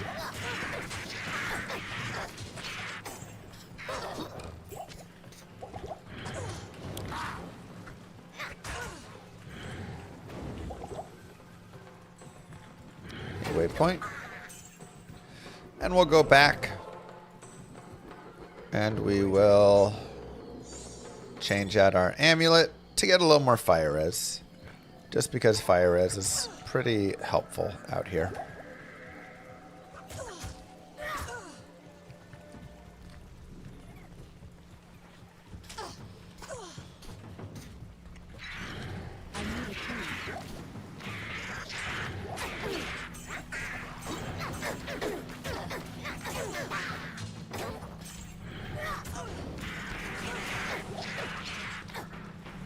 Because if you accidentally step up on one of these fetish shamans and they drop an inferno on you, it'll hurt.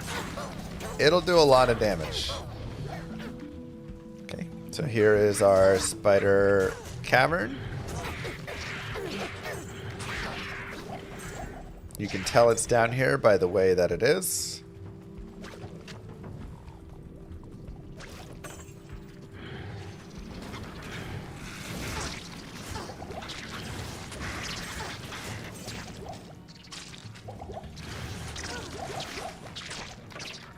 Now, if you want some help reading Act 3 maps, in the latest map hack in your mind, I'd go more in depth into Act 3 and how to read Act 3. It's a little bit trickier, but honestly, Act 3 became so much more enjoyable once I actually figured it out.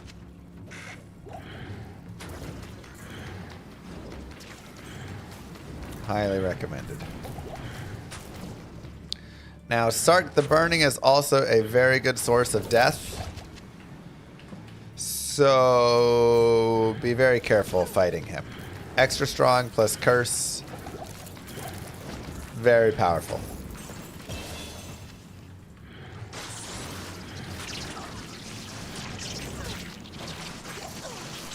It's a fire shrine, so we will not push it. And now we have finally burned through our skill points, so we'll just start putting points into Plague Javelin, and you can see we're up to 600 damage.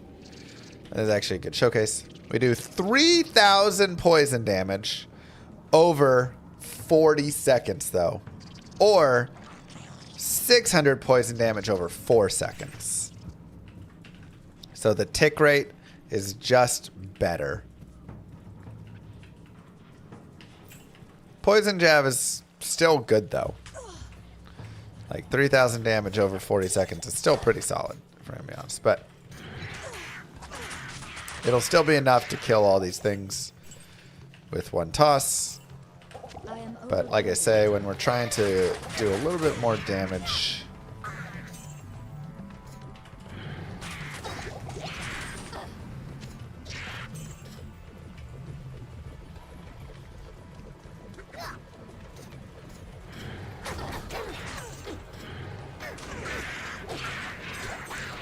a unique axe.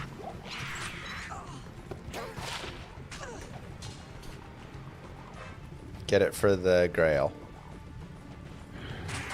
For the jewels.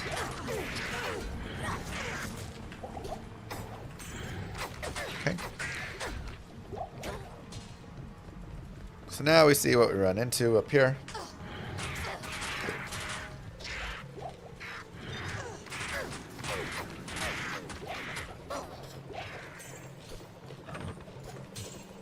Okay, this looks pretty good. Probably a flare jungle dead ahead. Unless there's curves around. Thanks, Flaming. Nope. Okay, just a Great Marsh.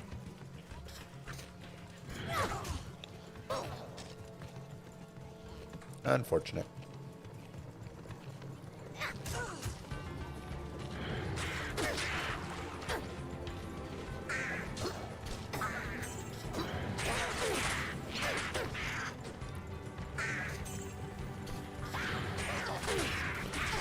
There's a large charm. I'll go ahead and grab that. I'm going to pick up the bone shield.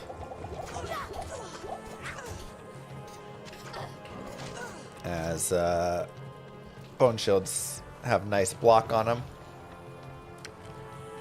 And with 2 open sockets, we can make a rhyme later on.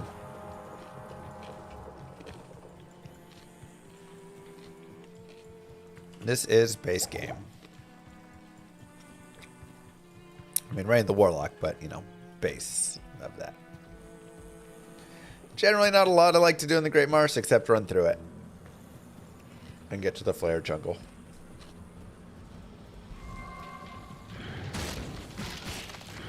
If you do find a nice boss group like this, okay, you can stop and kill.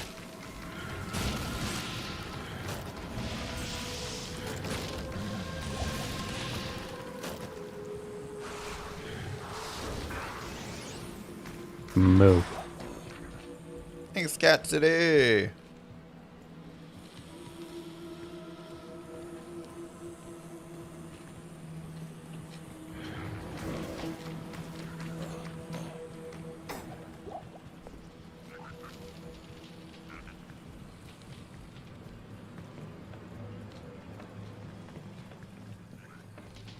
Right, Synergy.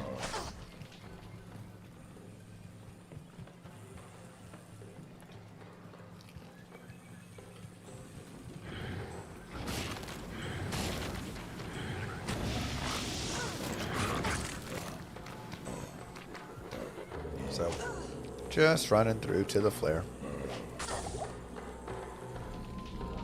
Skill Shrine is nice. Nice little damage boost. And we'll go more Vitality with our stat points.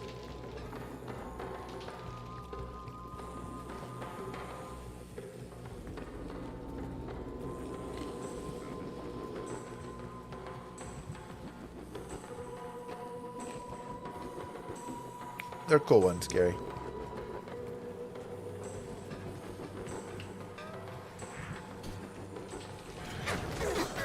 What's the reason to keep throwing jabs? Wait, what?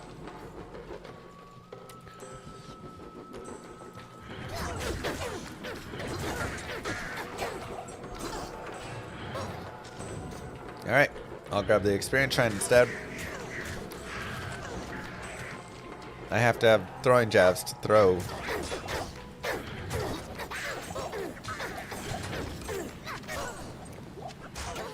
So this is really nice, actually. Getting an Experience Shrine and a packed Flare Jungle is everything you want.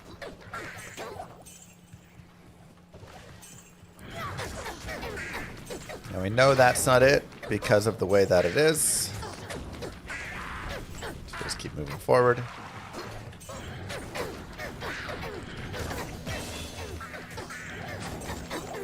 And more Plague Javelin. I can't. And I'm gonna go ahead and drop that rare shield. It just doesn't have quite enough. And we're now 24, so now we have opened up our teleport staff. But right now I want to try and take advantage of as much of this experience shrine as I possibly can. So I really just want to run around and kill things. Flare Jungle. Flare Jungle is a great place to level up. Honestly, you should just grab the waypoint, and if you want to farm it a couple times, you totally can. This is such a good spot for leveling, especially when you get a lot of the little runners.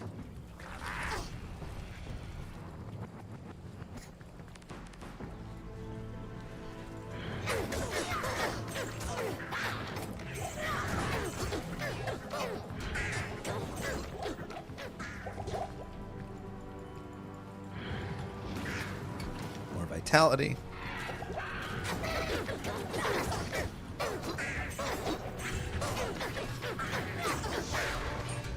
Leave a TP.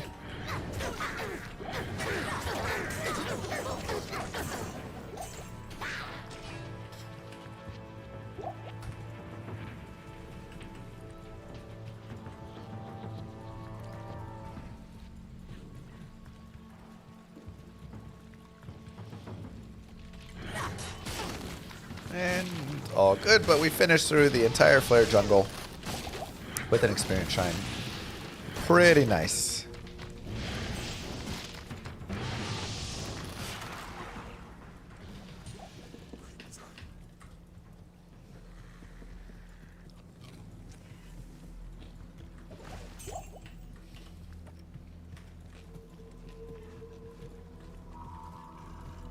Now, our Rakanishu was to the top left, or our Stony Field, I believe, right? Oh, or was it bottom left? No, it was bottom left.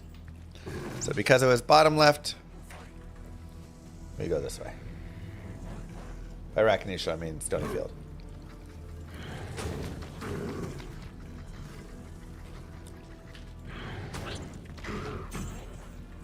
Again, map hack in your mind.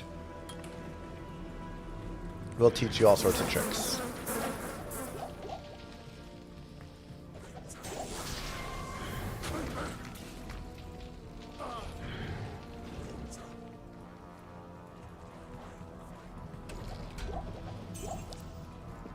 I throw the exact number of jabs that need to be thrown. We'll look for a waypoint.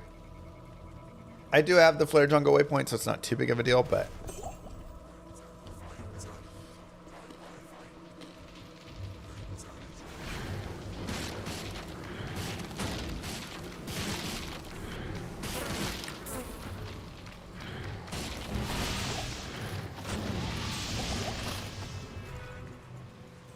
there we go.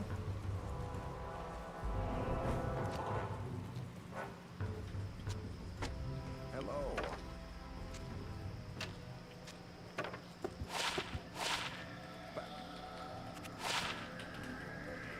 To identify, more vitality.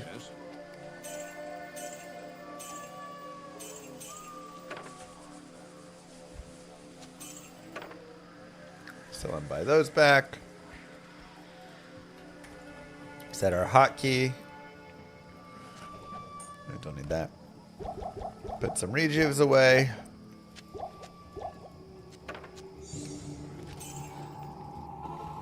And let's go.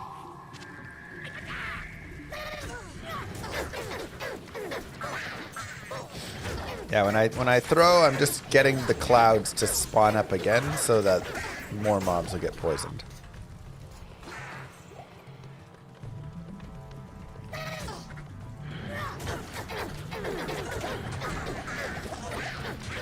That is the main goal. Grab the This Jid death bin. will separate the faithful from the fallen. And continue down here. Now leveling up here is just super helpful to do. Again, being over leveled in hardcore is always good. But it's also just a lot of added damage. Every point additional that we can get into our skills right now really starts to just move our damage numbers up.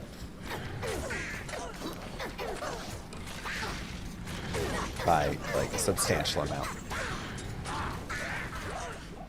So just super helpful to pick up 1, 2, 3 extra levels here. Again, continuing with rejuves. And at this point, I would even say you can run a rejuve pile. So I usually wait a little longer. This is hardcore. Why not? Let's do it. Go ahead and run a rejuve pile here. Have one section in your belt always dedicated to rejuves, just for safety.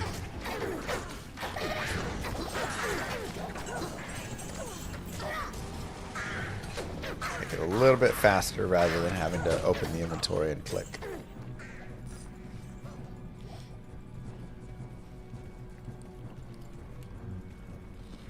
Impossible. That telestaff comes in handy right there.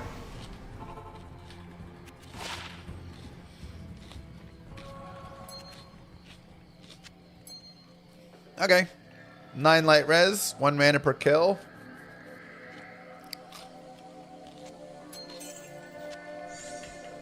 I'll take it over the half freeze. We don't super need like the mana per kill and stuff at the moment, but it's still fine to have.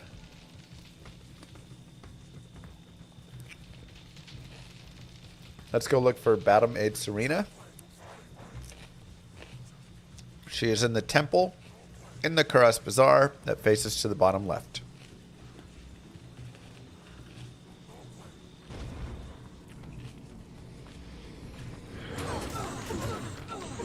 Is Druid strong for late game content? Druid is all around decent. He's not really best at anything, but he's good enough and decently powerful.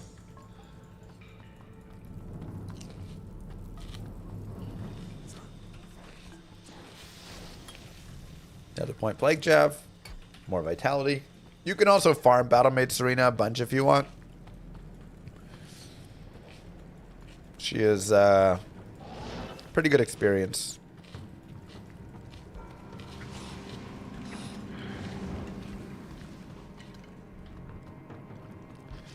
Interesting. Well, that gives us a couple of thoughts.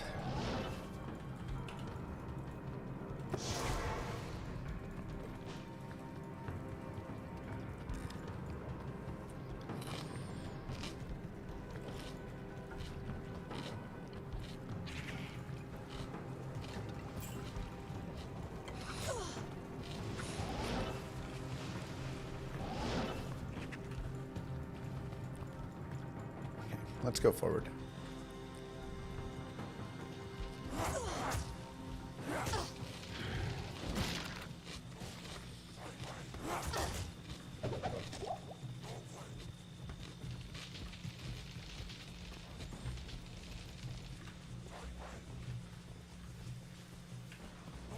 It's Serena, not Sabrina.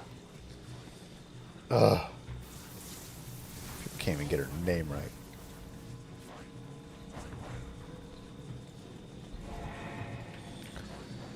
Go here.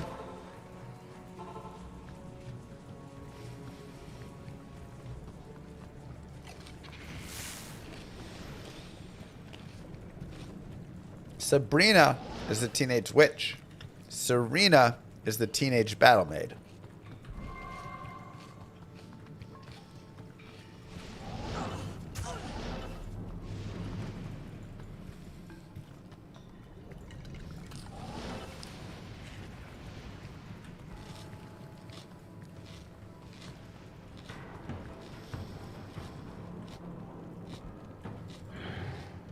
When's it worth it to use the imbue for boots or jabs?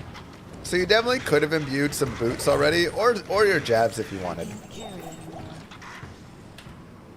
For me, my thought is, I'm waiting until I find like a nice pair of maiden javelins, and then I'll imbue those. But you totally could have just imbued these superior jabs if you wanted. Good evening. Okay, we'll go to Travancore. I'm going to do Trav on players 8. It might be a little dangerous, but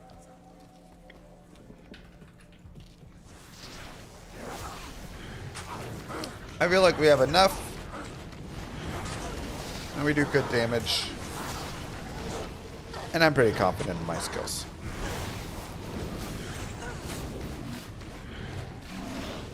But if you want to go down to players 1 for it, totally understandable.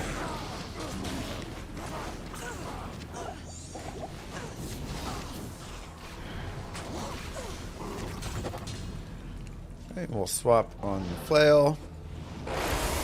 Smack some dudes. Yes. Come back.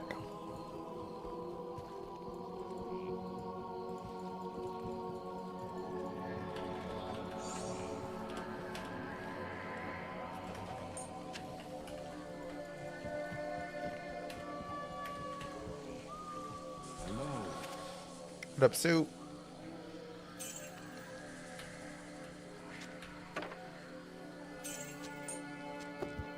$15 to life isn't great, but it's not terrible.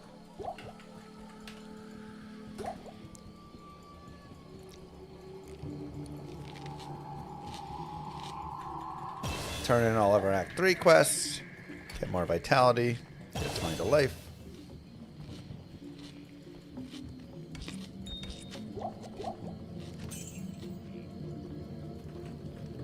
Okay. And let's continue.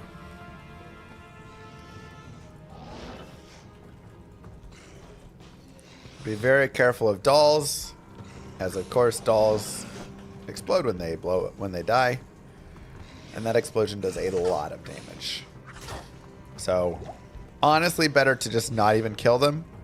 If you are going to kill them, launch in front of yourself and then run, so they're, you know, poison is like behind you, but even then, pretty scary and unnecessary a lot of times.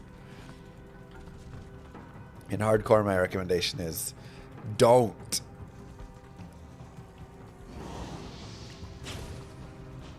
Yes, all the difficulties of this playthrough will be vids on my channel.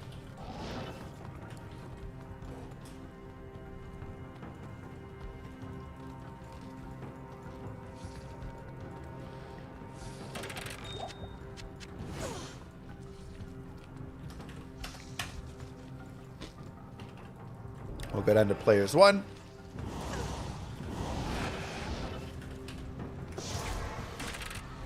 And head over to Mr. Mephisto. Now, of course, fighting Mephisto, you just want to keep your distance. If you want to cheese him, you can. You can always go like across the way and stuff, but then I would have to have killed all those trap members so they don't heal him.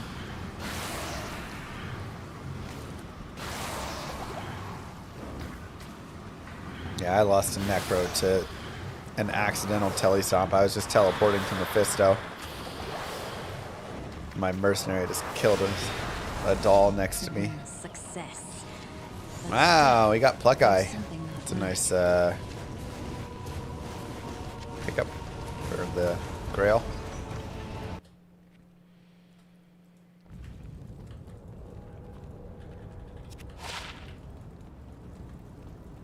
If you shoot through mobs, will the poison continue or will it stop? No, it stops at the first hit. That's why it's important to be proper in how you do so.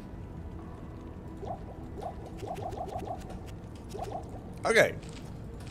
Act numero 4. You can see that repair cost me 40 grand. Almost all the gold I had.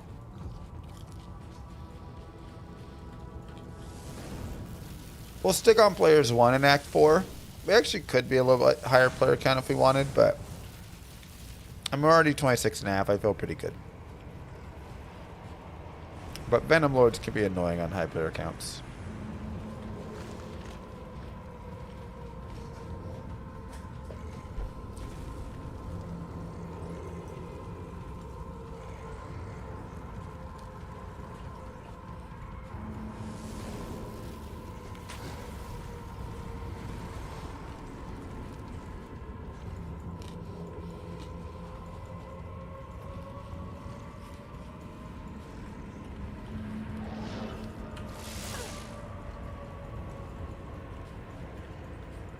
We'll look for Mr. Isual while looking for the exit.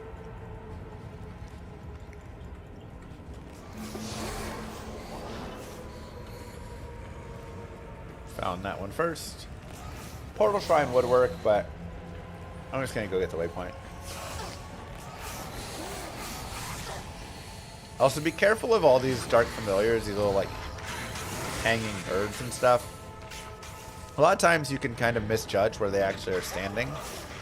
And then you're running, and then all of a sudden you're surrounded by them. And it can do a lot of damage very quickly.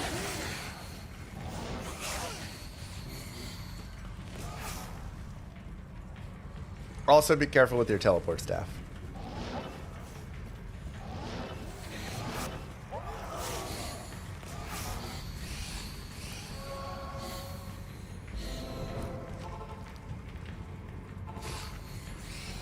A lot of times it's better to not do a full telly all the way to the corner, but rather like 3/4 to a space you can actually see.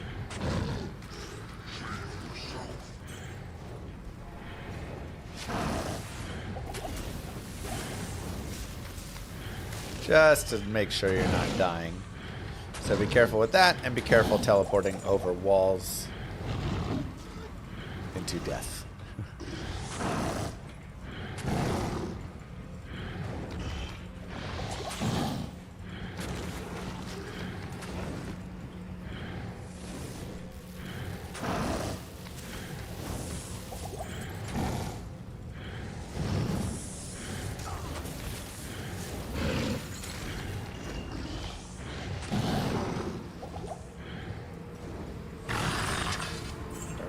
There we go. Nice and easy. Let's go grab the small charm too. 2 more skills. Going into Plague Javelin or Poison for the synergy.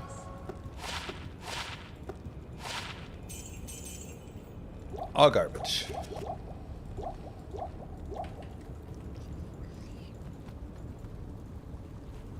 Alright. Let's go to the River of Flame. Thanks, Professor. Good luck, good luck.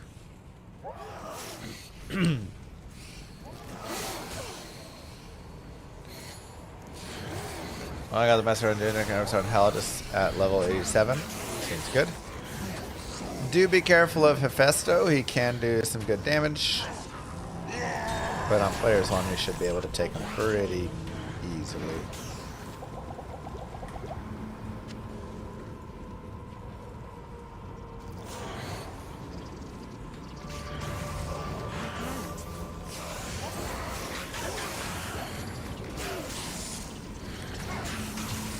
You might see some war javelins there and be like, oh, should I use war javelins? Doesn't really change anything. Ugh, Elrin is very sad. Right? Like, yes, it looks nicer because it is technically more damage, but it's pretty much the exact same thing. I mean, we can use it, but there's no real upgrade here because the physical damage is not really a piece of our damage. So if you have the requirements, sure, whatever. But I don't really recommend ever trying to do anything with them like that.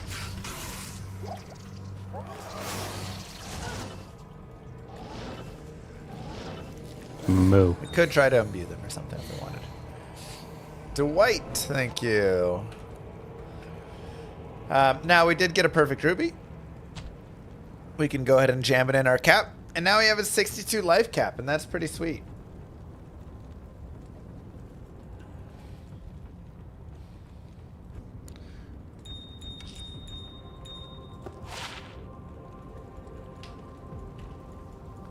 What's the strongest build? Do you need? 9 skill, 4 mage, 6 drive, low 20, bone spirit, and putting points in teeth. Is that wise?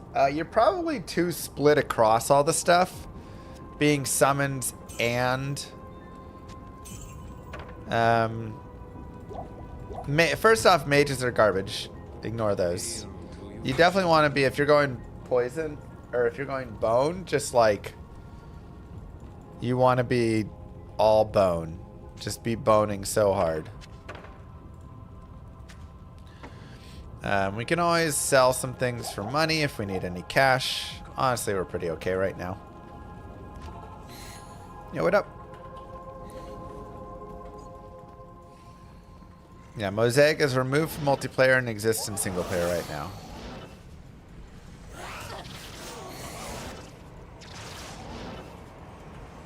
Yeah, I would just be like I'd be all bone with just having some points into revives or a golem in all bone or go in, you know, actually commit to the summons if you want.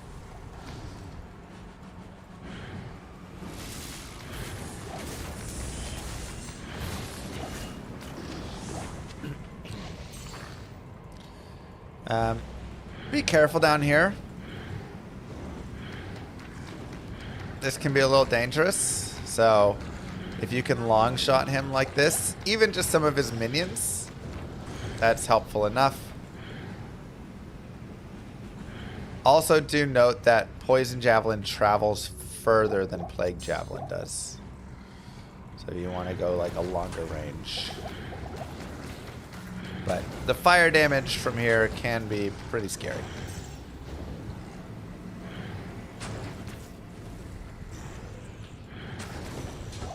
I am overburdened.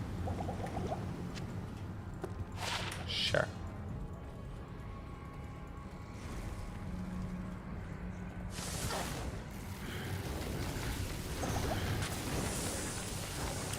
Thorns doesn't cancel Iron Maiden now.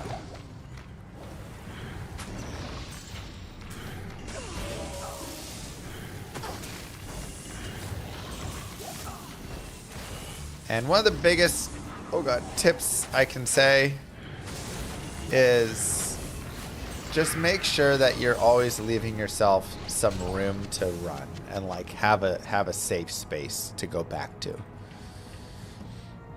So I often am running forward a little bit more aggressively than I would recommend to you, right?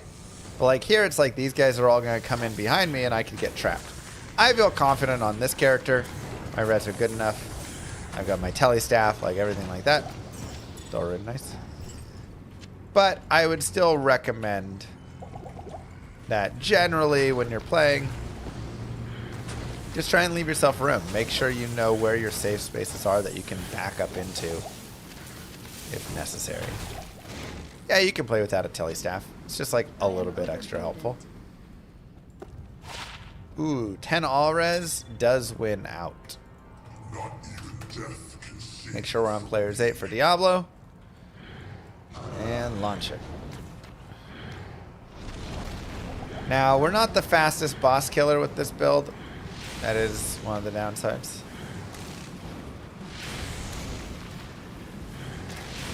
But that's okay.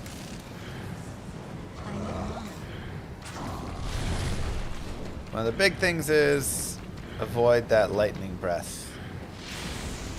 It's half lightning, but also half physical damage. And that physical damage hurts a lot.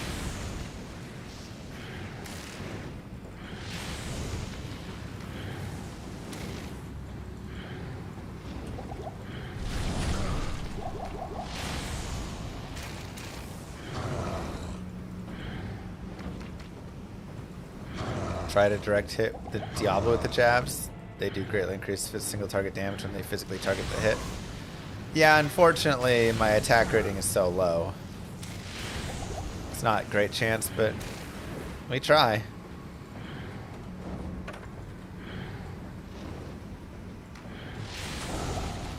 How many times have I been killed by lightning breath? Oh, yeah.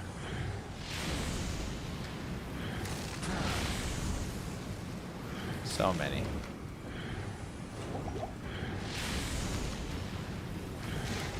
Yeah, Decrepify is going to be a little better. Iron Maiden's not really going to do a lot. I wouldn't recommend you use that. Sure. Not really a lot of money from all this stuff.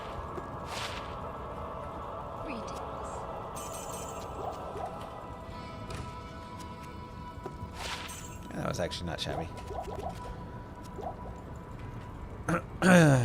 Okay. 30 grand repair bill. Give yourselves a clap. Act 4 hardcore is done. Coming up to finish out normal. Haven't even had a struggle yet. Good job, everybody.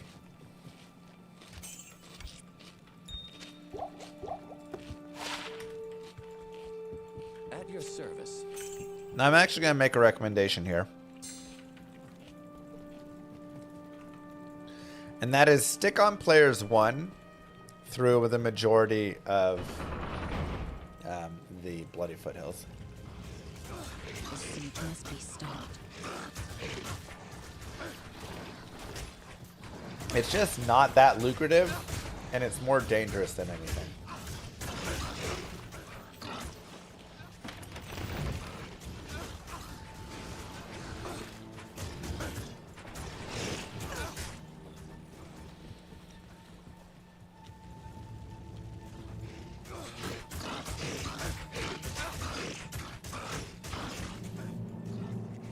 So this is really the only like boss group that you super care about down here, and he's cold enchanted anyways, which is annoying.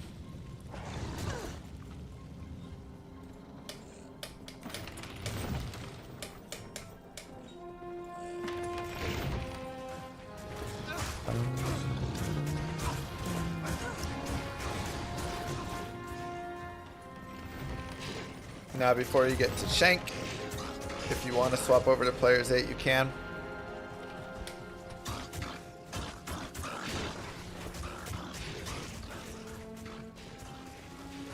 Just for a little bit of experience there. And then Eldritch is obviously a nicer spot for picking up that EXP.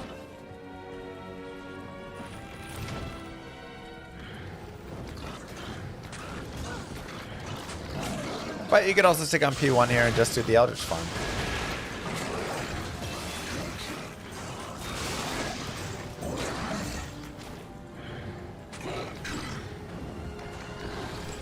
Point to Plague Javelin.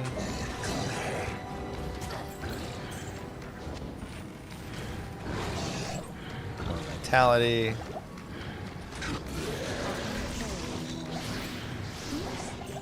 Add a staff for cash. Ethereal, unfortunate. And we are now at Eldritch. One of the best leveling spots in the game, as it is right next to the waypoint. Not that dangerous, and just pretty easy to kill overall. So this is definitely a place where you can spend a little bit of time if desired. You just quit and rejoin.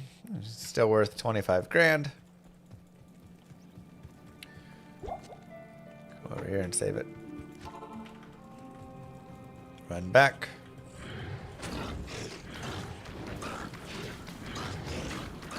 This is hell, yeah. Not enough mana.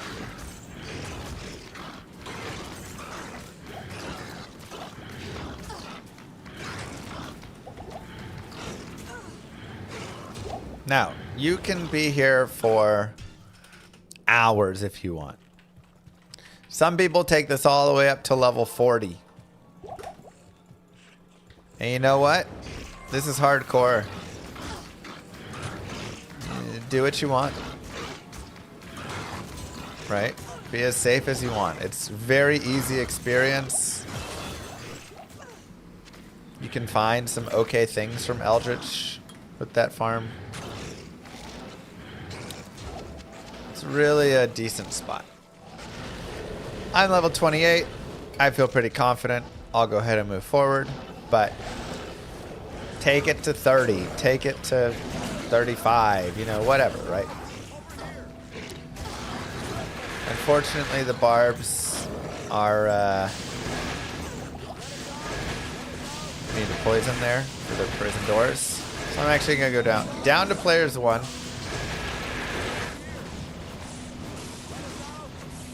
That won't affect this door, but it'll affect the future doors.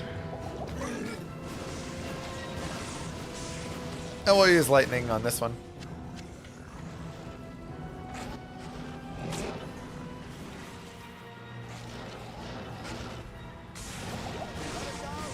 And this one rolled also players 8. No biggie.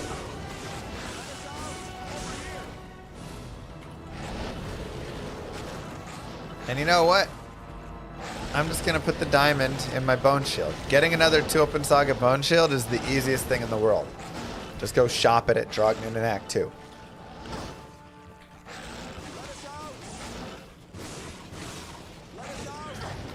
Follow me. For now, we get 11 all res by putting that in there. Why not?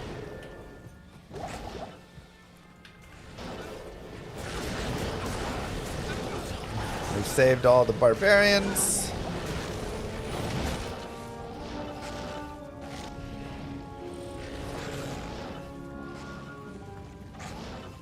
True that, Zallard.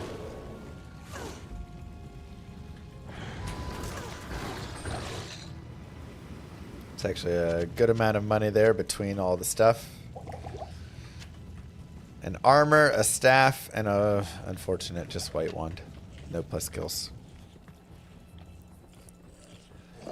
Lots of potential for cash.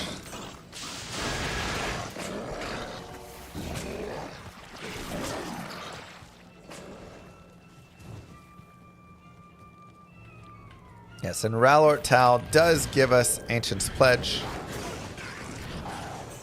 which we can debate whether to use that or to use Rhyme. Rhyme gives us the Cannot Be Frozen, which is helpful, but it's also hardcore. And maybe just getting all that resistance is better.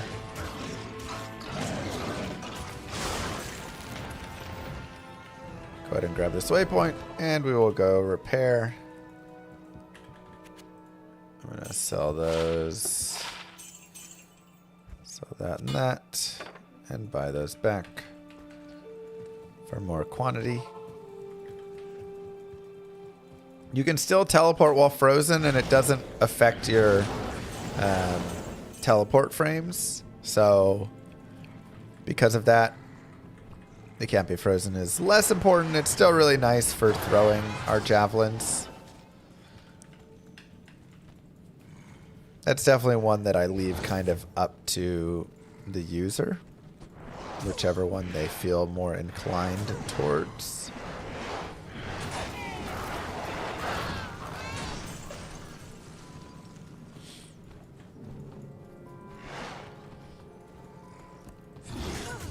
Careful of Death Lords, they hurt.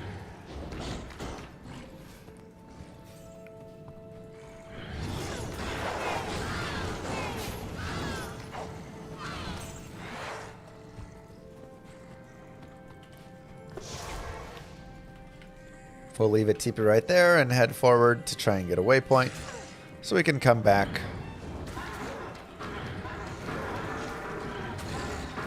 And do Anya. There's one thing you want to do in this game, it's Anya. Alright. 10 all res in hardcore. Extremely valuable.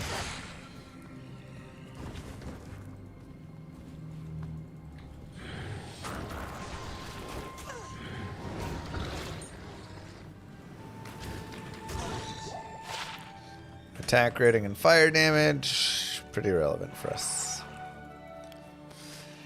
Okay, now I do want to find a waypoint. Hopefully we can just find one out here on the run. If not, we'll go search for the one Ancient's Way.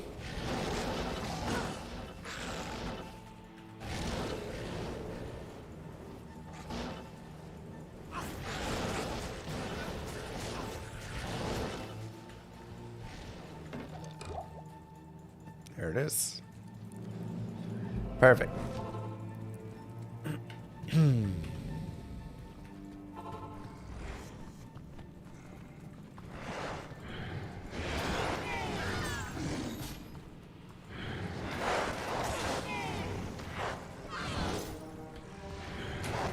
Okay. Champion, Moonlords.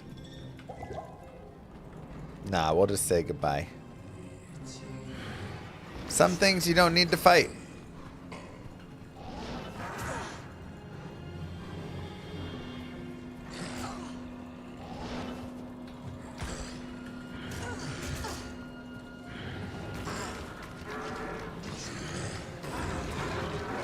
One thing I can do on my telestaff swap. Impossible. I think we found Death Spade again back there, right? Yes, it was rare. Is I can set throw to this so I don't accidentally swing with it. It's a really slow swing otherwise.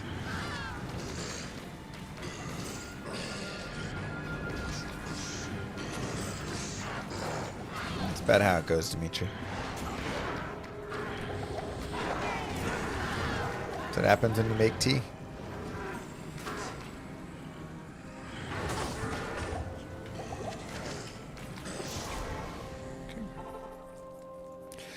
A move only button would be cool, but that's the best thing we got. I mean, there is a button technically, but a move only like key you could put in there would be nice. Okay. This is also a great place where you can actually do this, and you can go shopping. It's for level 28. And we can start looking for jabs with attack speed. Basically, I want to be able to just like throw them off a little faster. Oops, I don't know why I went through those. But 1 to jab and spear skills I'm actually going to prefer. 20 IAS is nice, but I do like 1 to jab and spear skills because we are going for poison. I'll actually grab these 20 IAS as my secondary pair. And What do you need? quick, oh, can't repair. That's fine. We will go to the frozen tundra. So you can get 2 all skills, 40 IS jabs. I'm not a high enough level to get that yet. So yeah, later on. Right now, I'm happy just with what we have here. So yeah, I'd be looking for like 20 IS. I don't think I can't get 40 yet. Level 28, I'm not sure. I can get 30s maybe, but I can at least get 20s or +1 jab and spears. Good enough. Make sure your player is 1 for ancients, and pretty simple. Run away.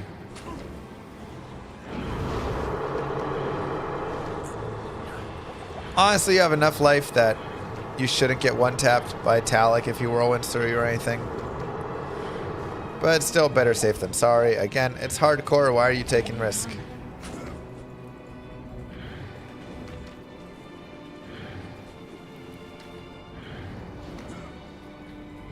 need mana.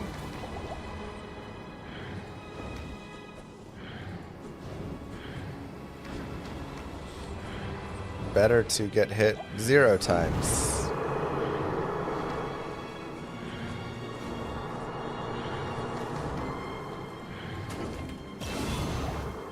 Right. Another point to Plague Jav. And I'll actually go strength here. To make an Ancient's Pledge, we'll go up to 34 strength. Or we could get in a Kite Shield, but that is 47 strength. A little bit worse, but it does open up more other item options in the future. Hi, Debro. Complacency is the #1 killer in hardcore. Yep.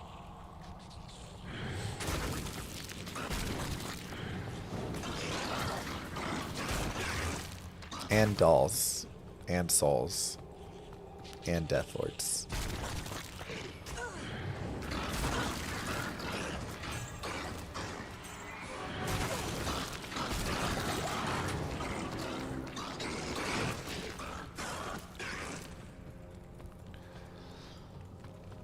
Get the waypoint.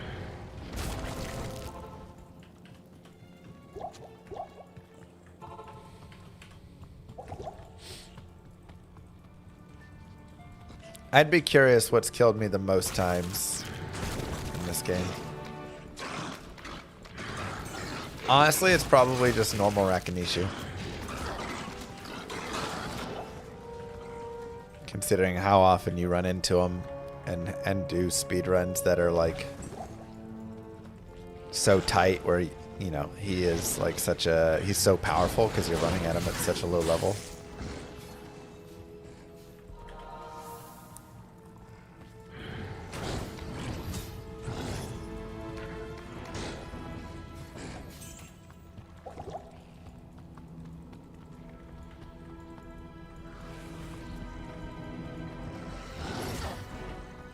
I don't know if Blizzard fully like tracks which mobs have the most kills.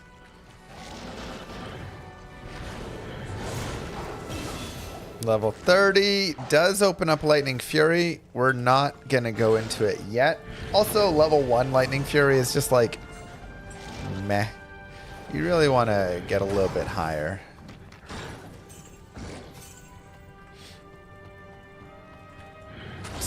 Starting at like a level 4 or 5 is a good spot. Now you could just jump into it. It's still good.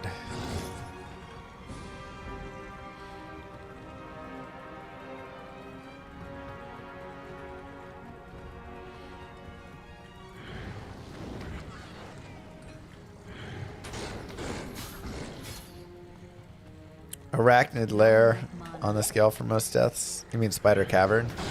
Sark the Burning. He's got a lot of kills for sure.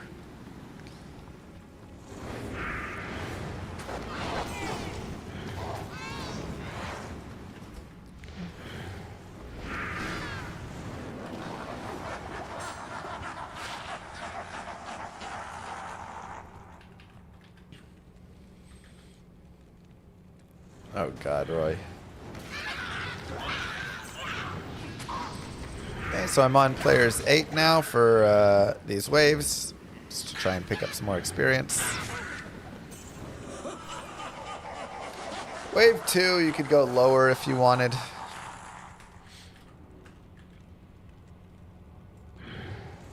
True, Dr. Bois.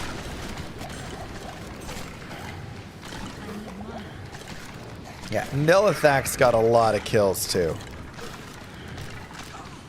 I probably should have because of the poison, huh? Forgot about him being poison immune.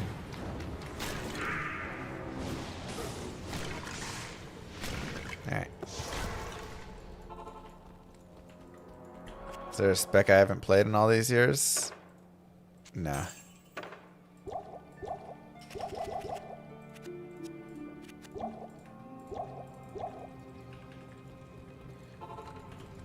So here's what we're going to do. We're going to let him resurrect some dudes.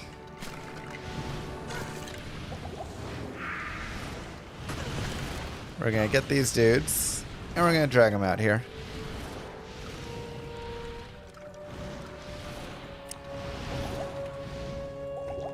Drink an antidote in the health pot.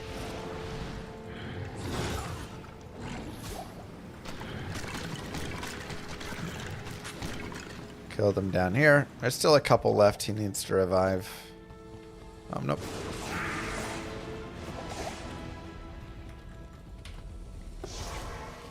Now we're going to come over here. We're going to go to Act 3. Act 2 would also work. But we'll do Act 3. Good day.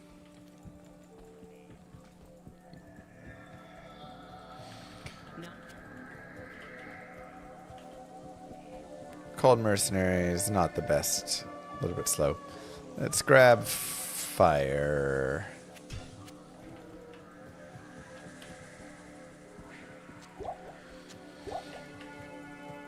Lightning's also not bad because of static.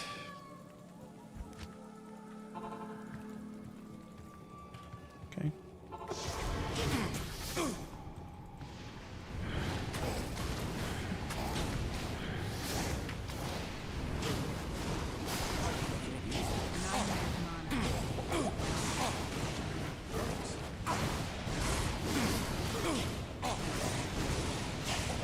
And we'll just work together.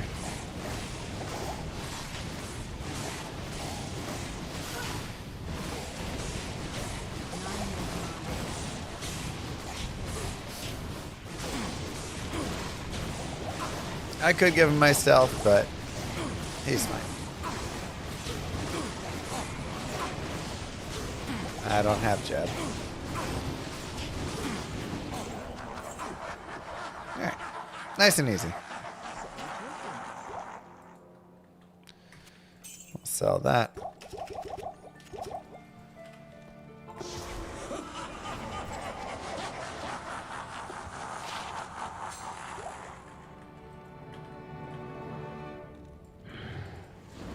Our mercenary is gonna die.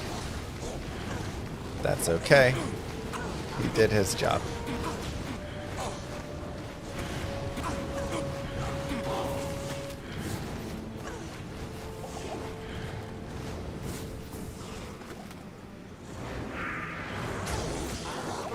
Now, do be careful about Bartuk. He's pretty painful.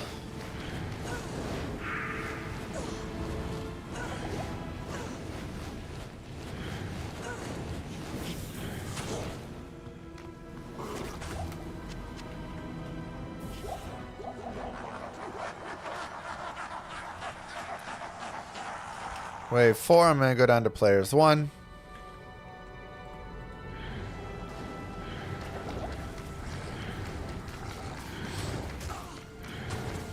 Just because players 8 takes a bit. And wave 5, we're probably just dragging. We'll stick on players 1 as well. But another rough one.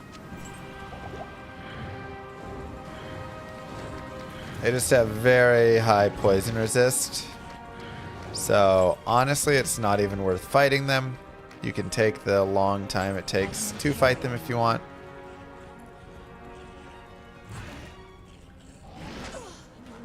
But I'm just gonna avoid them. This is also where if you wanted, you could go into Lightning Fury and do some bail runs.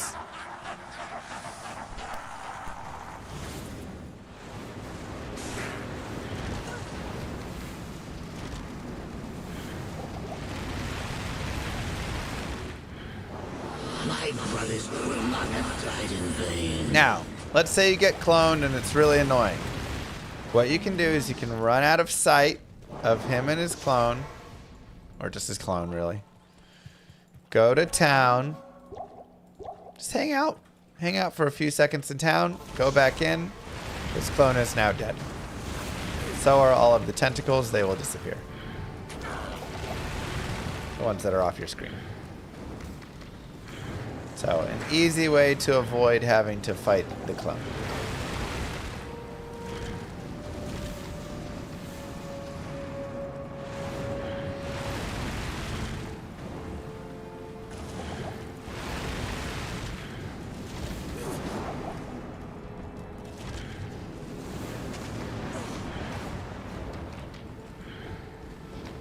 Can I say that again? You weren't paying attention? If he spawns a clone, run to the other side of the room where the clone is not on your screen. Go to town for 4+ seconds. Come back in. The clone will be dead. And so will all the tentacles that are off screen.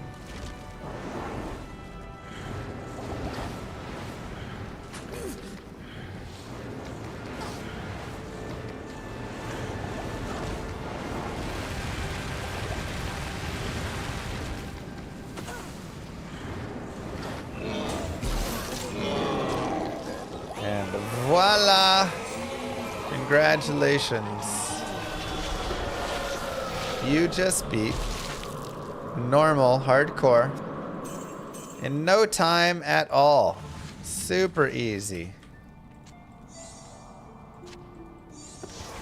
Hello. How easy was that, chat?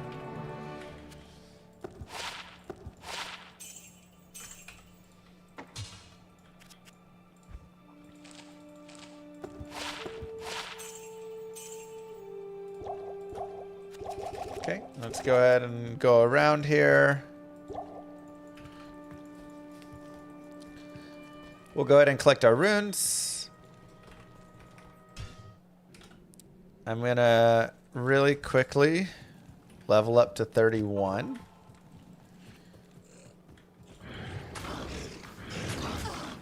Just so we can get the strength. 1, 2, 3, 4. 1, 2 vitality. More plague javelin. I am overburdened. Sure. Grab more rejuves.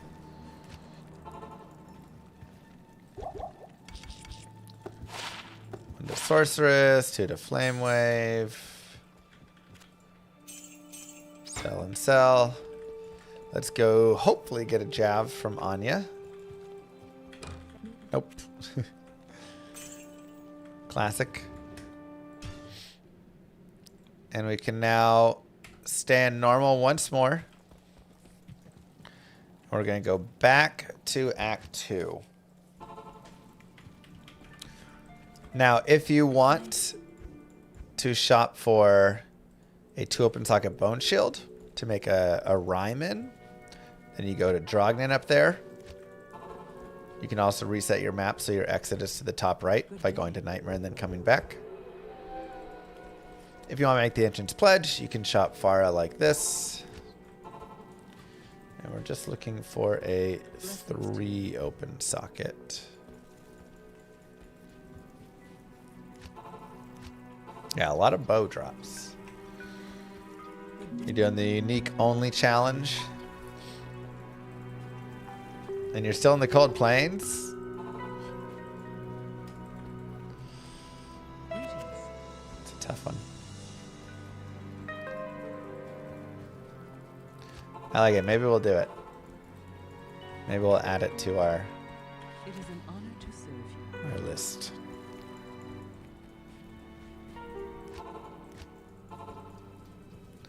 Does it have to be a new uniquer set every time? Check the kite shield. I only have 34 strength though. I know, but I want to make it right now. I could also grab this shield or the kite shield and just use the socket quest and it'll get 3. But I don't want to waste my socket quest on that.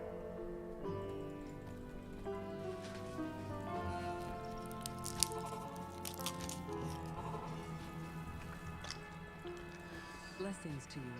Is it worth to build a honker to search runes? Yes. A honker is great. Good day.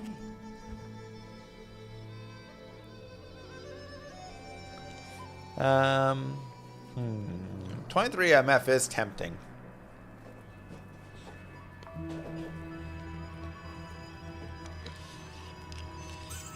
I'm gonna do it.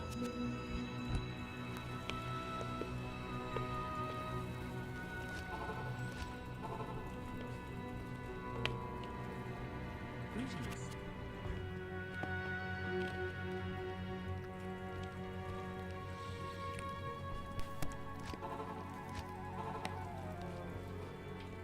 Is it part of the It is an honor. part of the game where you get your 10k steps? Uh-huh. All right, so we have this. You go Ral, Ort, Tal, Ancient's Pledge. Get to a nice 48 all res, 43 cold res.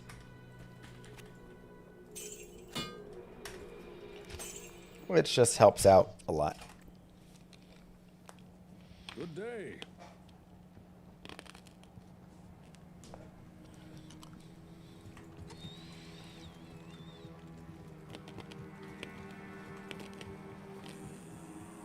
I shall purge this land of the shadow.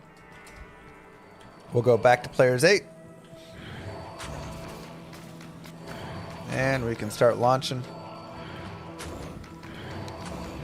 I need mana.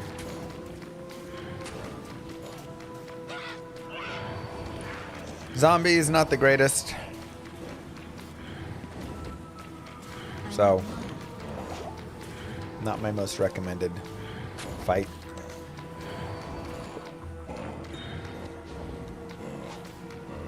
We'll kill a couple. Call it good.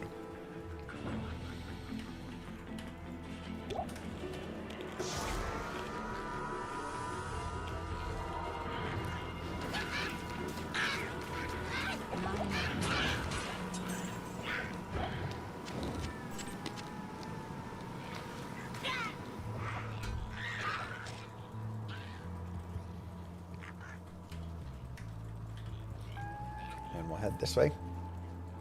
It is good experience, but we could just get better experience. Head to Flavi.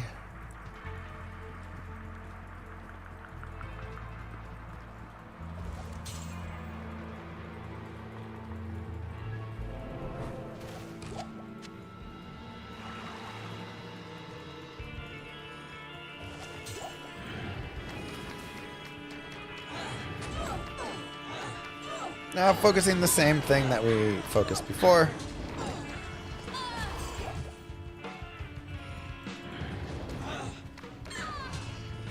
I need mana.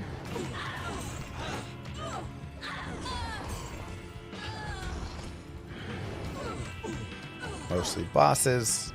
But if there's just groups of things behind us, just lay down a cloud and let it all get poisoned. More Plague Javelin.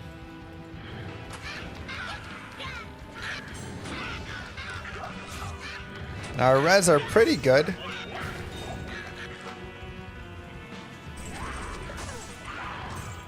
Which is nice.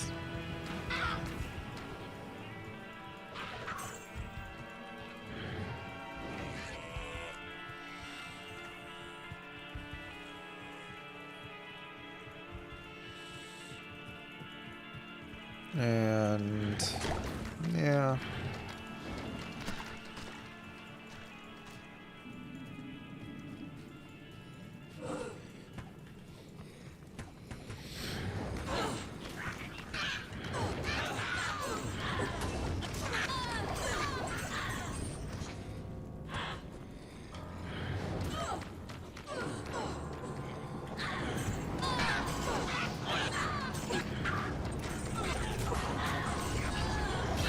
Always be careful when you have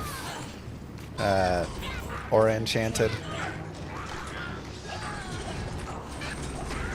It's a lot of damage right there with Conviction. We'll go more here, more Vitality.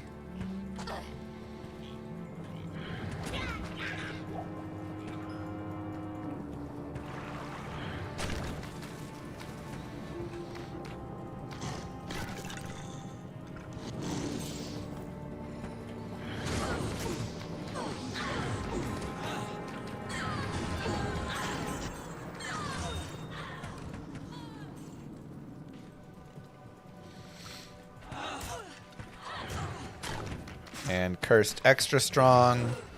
Honestly, I'm just going to avoid the Cursed Extra Strong. There's also a Cursed Mana Burn here, but that one will at least die faster. So, if you can, try and avoid a little bit more of like cursed stuff, you know.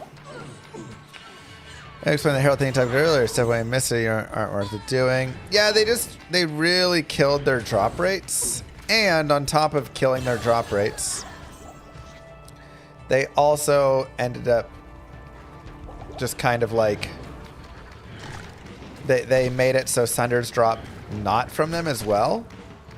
So just doing Andariel runs ends up being faster to get a Sunder Charm than doing Heralds. So that's like the one main thing that they were supposed to be really good at. I need mana. And it's just like, I'd rather just farm Andariel.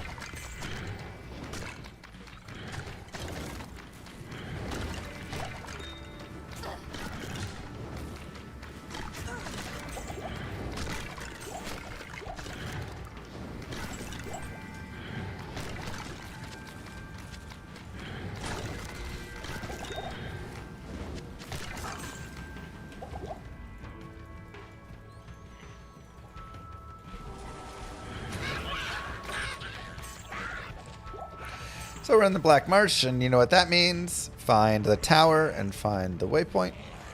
You can also see we're just leveling like crazy out here. Very nice and easy way to level up.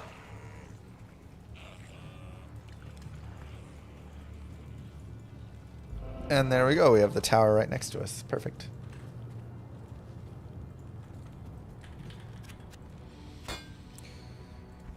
Okay, look for some faster run walk. I will take 30 fire res over our 13 fire res.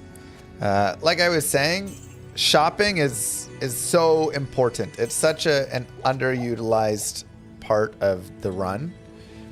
Just looking for boots, looking for gloves, looking for any of these things. So helpful. Good day.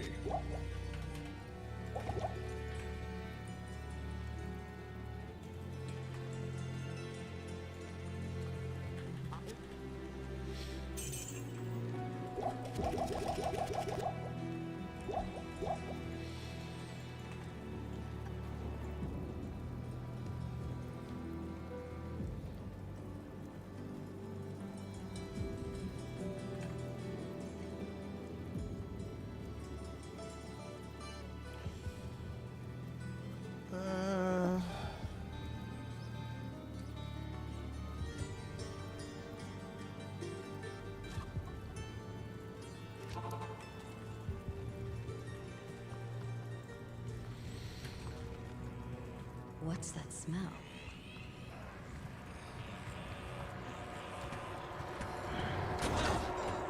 That, for instance, is kind of scary in there. With all those archers plus here.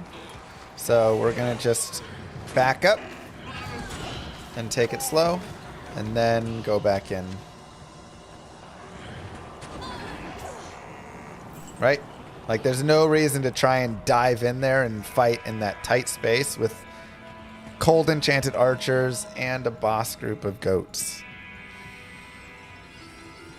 More vitality. What res are more important? Fire, cold, light. It kind of shifts depending where you're at. Lightning and fire are generally the most important ones.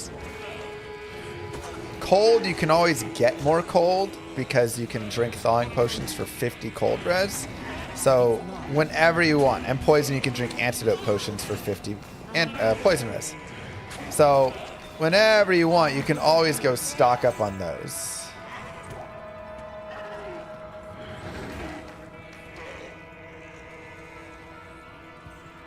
Right.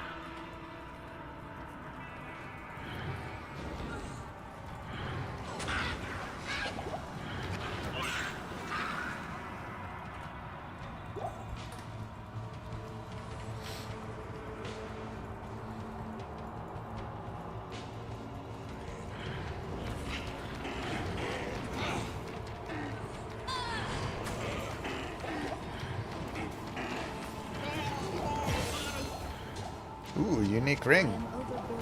SOJ? Mantled. Now, 20 to life. Still better than 5 fire res, so we'll use it.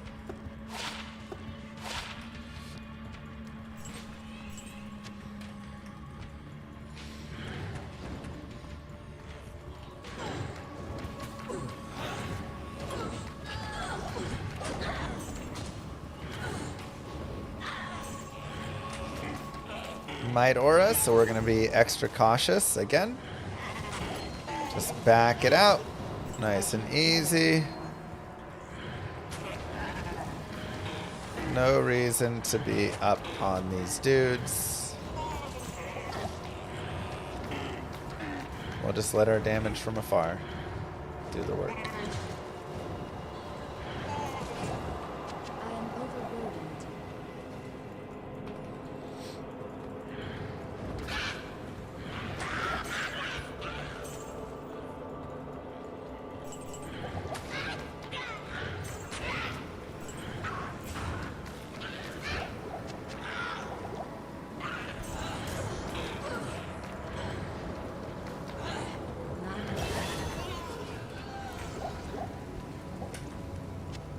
Sure. And we go players 1 before we kill the Countess. Nice and easy.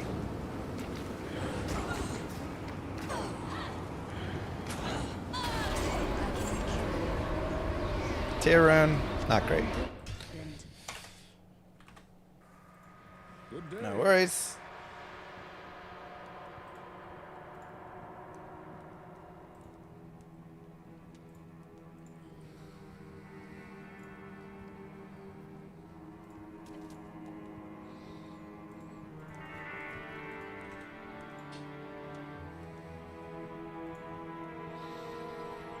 And oops, let's go selling. Greetings. Sell, sell, sell, sell, sell. And repairs. Here we could also, if we want, start shopping for like plus to jab skill gloves.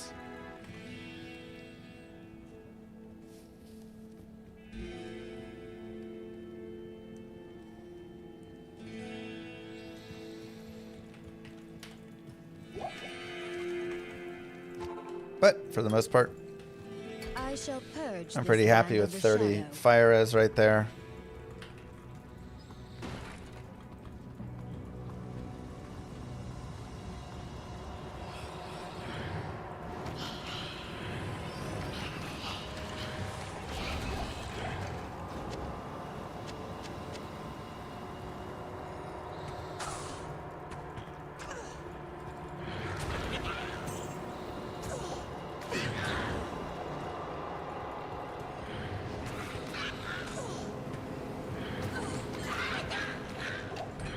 So we'll just continue. So, what am I looking for right here, right? It's good to sometimes have a sense of what you want. So we can go rune words, D2R. And we can take a look at some of the rune words. Sort by level required. And we'll go down to where actually we're kind of like at, right around here. So Treachery is cool, but Lemrin's a little bit high. There's Co-Rune. The highest rune we can find is an Io. So we have to kind of look at everything here and below, right? Essentially here and below. So white we don't need. Bulwark is actually nice for a mercenary. Be okay for us, but we're pretty okay there. If we could find, you know, something for like Hearth, that'd be good. Cannot be frozen with some nice cold res. A little vitality, hit recovery. So Hearth would be interesting if we got Shale Io Thol or something. Wouldn't be bad. Shale Io Ort, also not terrible. So that's something to keep an eye out for. Lore is obviously good. 1 to all skills with 30 light res. Just very solid for us. Insight. If we were running, you know, like a different class, maybe. Like, this can be something you can get for an Act 2 mercenary if you want to get, like, Insight plus Bulwark plus a nice armor. You can actually do some, like, decent things with that. But, you know, that ends up being just, like, okay. And not really for us. Rhyme, like we talked about, cannot be frozen in 25 all res is decent. Ancient's Pledge we have. Stealth we have. Yada, yada, yada. The big thing I want to find is Peace. There we go. Peace. 2 to Amazon skills. Little crit strike and some cold res right here. But 2 to Amazon skills is the main thing. And then a chance to cast Valkyrie on striking, which can be helpful just to have something survivable. So this is what I do want to look for. Shale, Thol, Am. I already have the Thol rune, so we're looking for Shale and Am rune.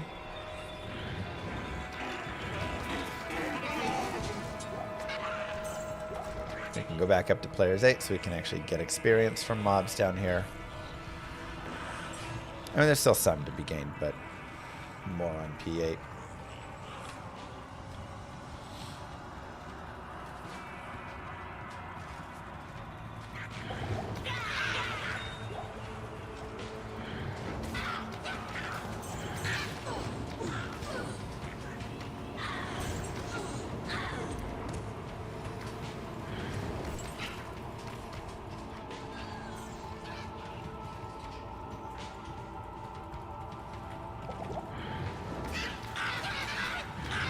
Got some mobs.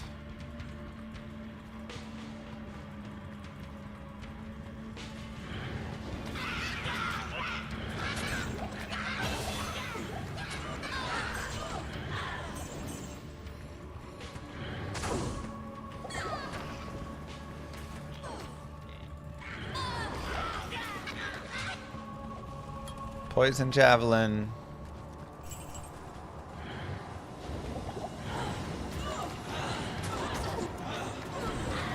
And players one before we kill her.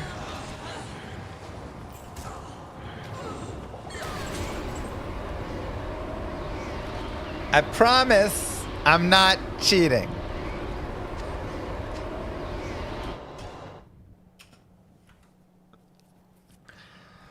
Huh.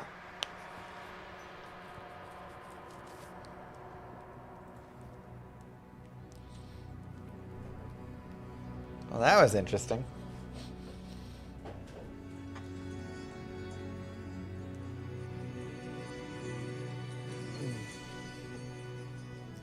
All right. Well, we've got peace. Good to see you.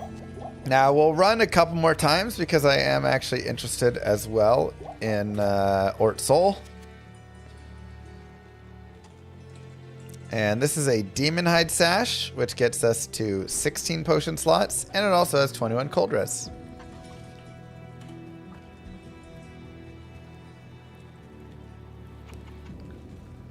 Greetings.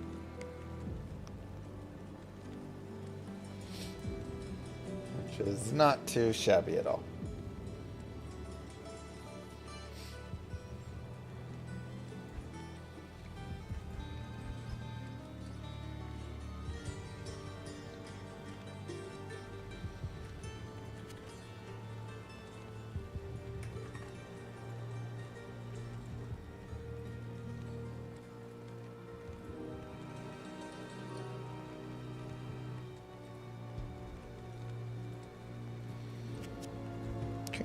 And we will refill our potions and keep going. I shall purge me this too. land of the shadow. Yeah, now there's no immediate rush to get the, also players 8, to get the piece going. We'll get there eventually. I also don't really want to reset my map currently because I have a really nice map. So I'm going to wait until I get everything I want from here. Might aura, so be careful.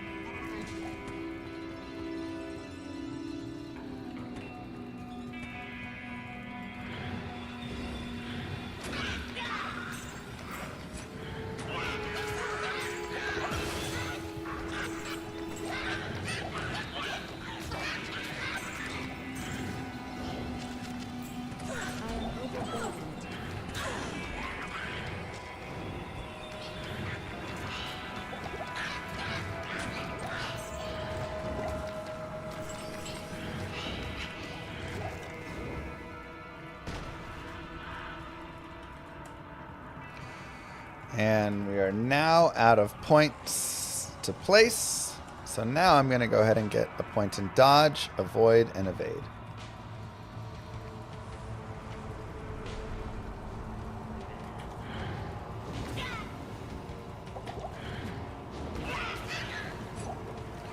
Gauntlets.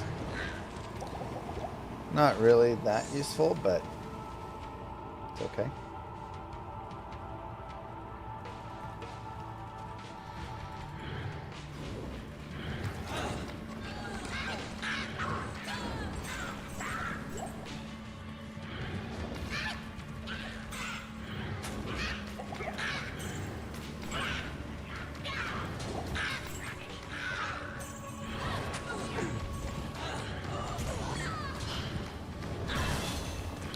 And go to players 1 before she dies. There's an Ort. Still need a soul rune. Good day.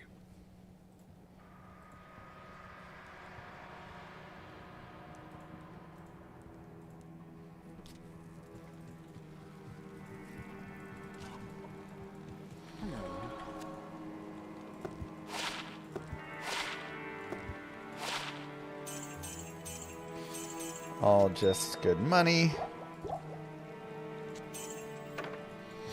Sell and buy that back. I shall purge this land of the shadow.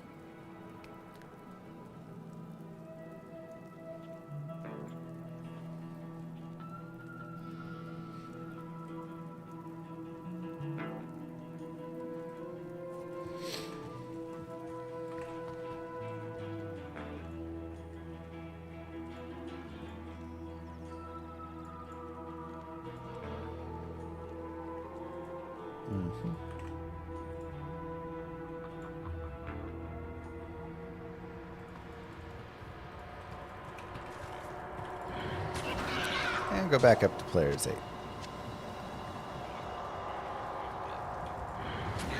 Hello.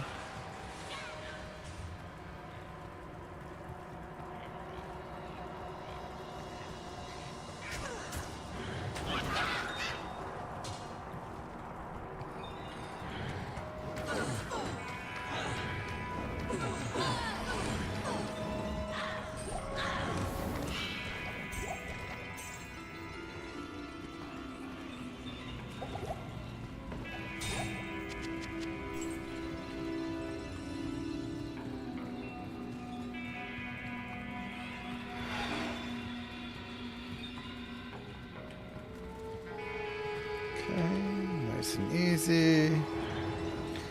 Be careful of the Might Aura and the Curse there, so just take it slow. Now, one of the nice things is you can actually get a lot of levels down here.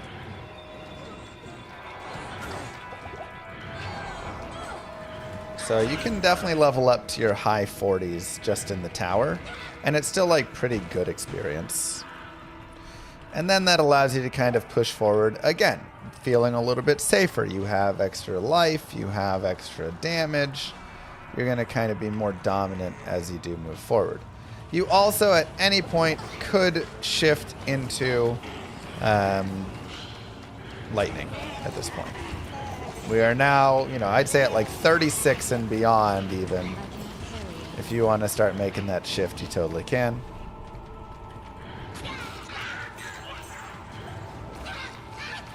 I'm happy enough just running poison, but it is always an option.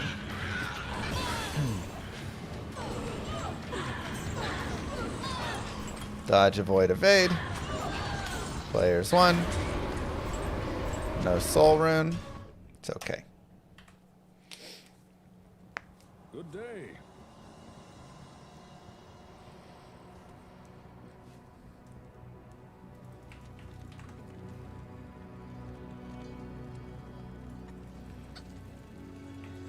Good day.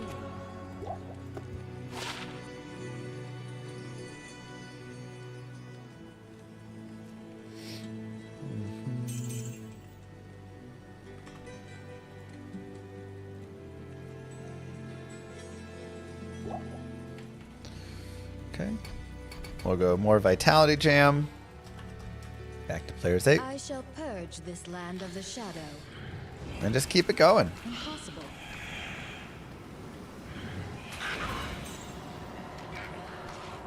Nothing too fancy.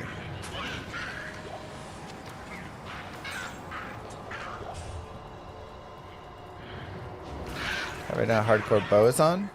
I've played through this game hardcore on all sorts of characters.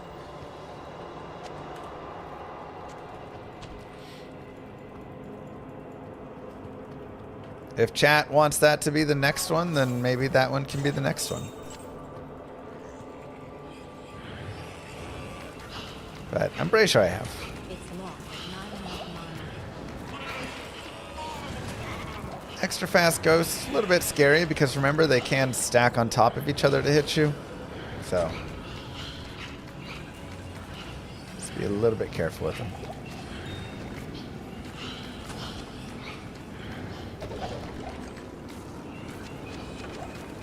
I am overburdened. It can also be a good idea to pick up some random jabs like this.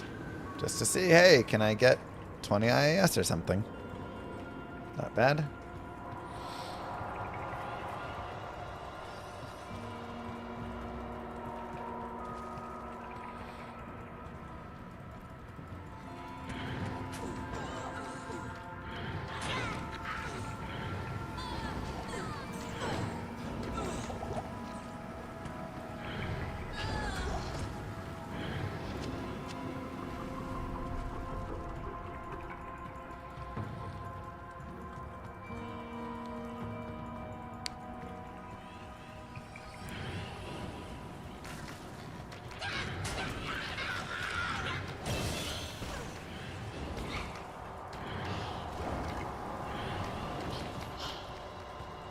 I see a bow warlock and the mirrored blades.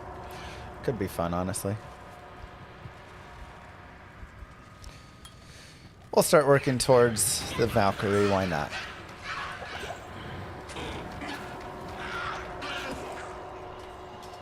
Okay, down to players 1. More vitality. Valkyrie prepared. I am overburdened.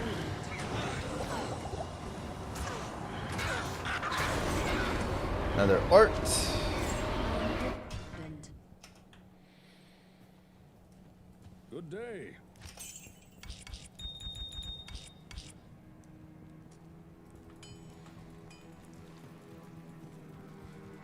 The order welcomes you. So there.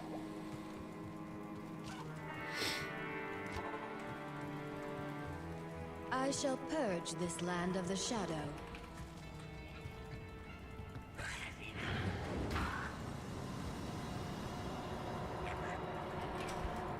Go to players 8.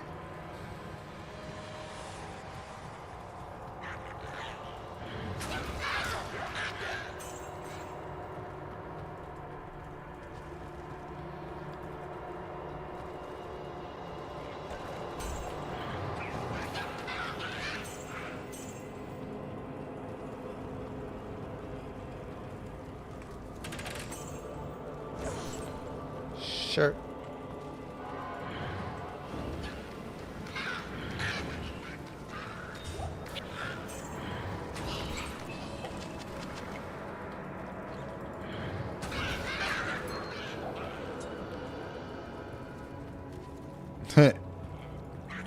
Interesting idea. What's the point of this when we can just use AI to guide us? That is a good point. I think if anything, we've proven that AI can definitely guide you. Or something like that.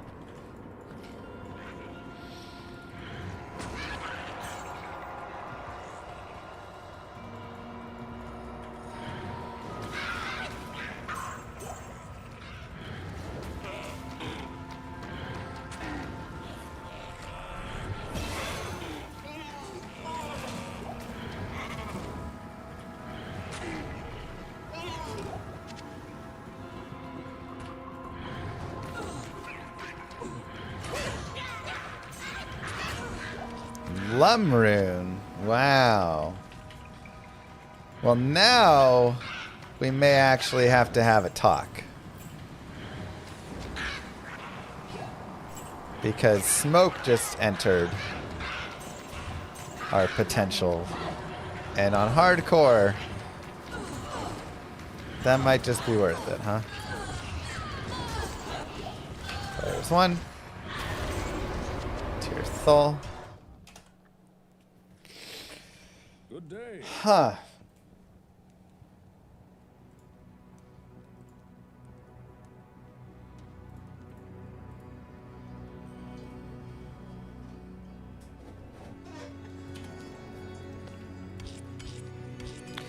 So these are the sorts of things that you have to like consider and adjust and whatever, right? So now, like I said, Smoke has entered the picture. And so whereas before we're getting 2 to Amazon skills, but only 30 cold res, now we're getting 50 all res. And I feel like that's too good to pass up. Again, this is hardcore. So I think we just got to go in on that. And this is where you just have to be flexible, right? You do things like, yeah, all right, we'll get it. We could also do Splendor for the +1 skills, but not really very hardcore viable in a way, I'd say.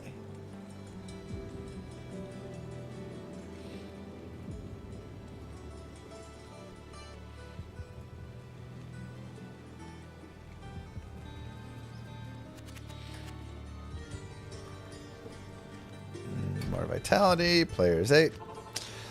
Let's still go for the soul rune. I do want to get the Ort soul. It's not absolutely critical. You can, and sometimes it's even better to not run Ort soul, because again, remember this is hardcore, and while that is a little more damage with the plus to all skills, what also happens is I could get a you know, bone helm or whatever, get a 3-socket grim helm, get a 3-socket crown, and put like Ral Ort Thol in that. And now I basically have a 30 all-res helmet. And that's a little bit stronger for hardcore. Because I do have smoke coming, I feel more like, okay, my res are really going to be solid. I can invest a little bit more into damage there. But yes, the number one priority is staying alive. Remember that.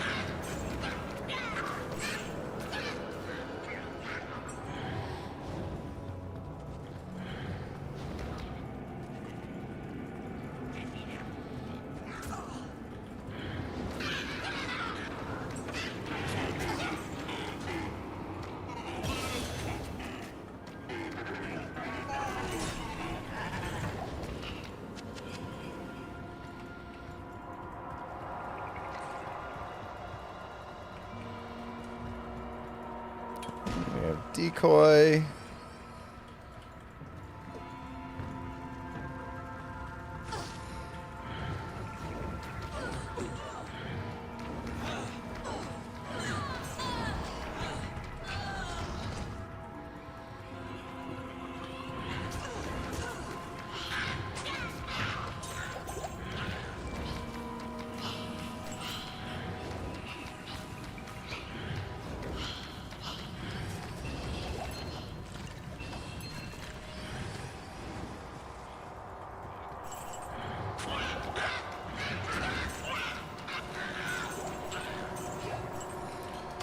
Okay, players 1. Come on, Soul Rune. Okay. We'll try a couple more times. If it doesn't happen, it doesn't happen. Good day.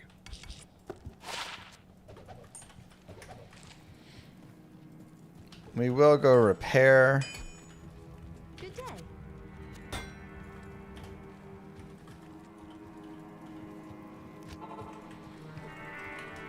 I shall purge this land of the shadow.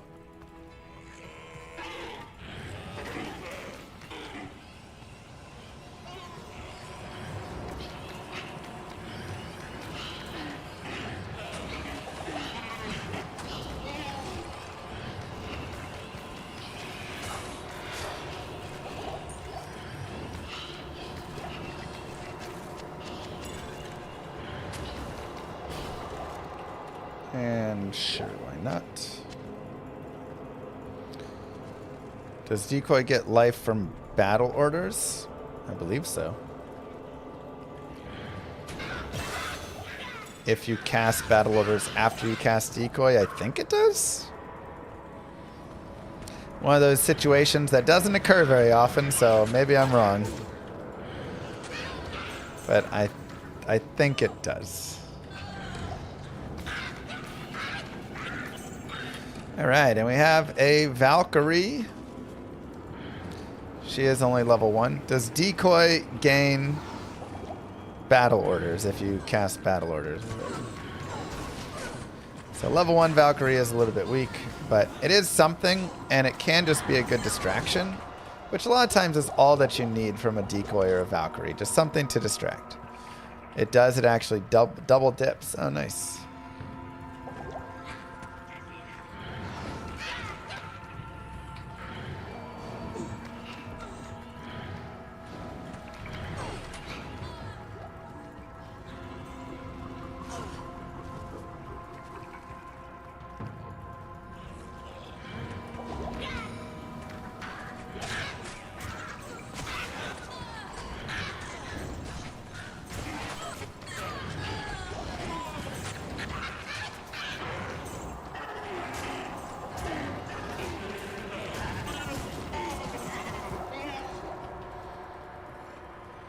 It's based off your current life before you cast, and then the battle orders does an extra on top. Wow.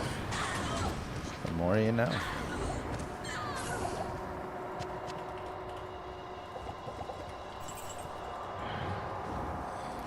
Go to players 1.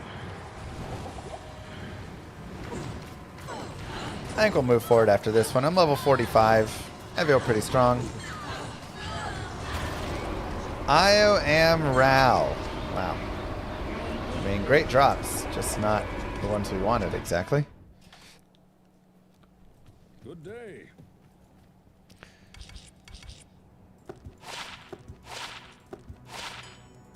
All trash. Good to see you. Trash, trash, trash, trash. Okay, so let's do a couple of things. The first thing we're going to do is just go to the outer cloister waypoint. I shall purge Because this we already realm of have the this map, and shadow. that one is much more consistent with where it is.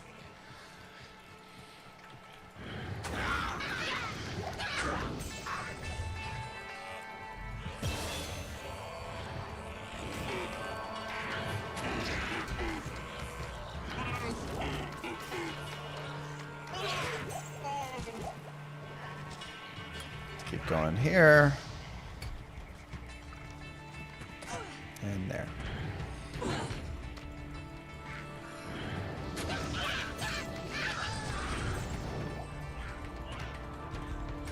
Nice and easy. Favorite D2 build to play? I do love Frozen Orb. So, this is the site. Unfortunately, it's just not quite good enough, but it's very fun. I also like Bozons a lot, like Elemental Bozon. Honestly, I might make an Ice Maiden. Good day. Okay. And now we'll go back to normal.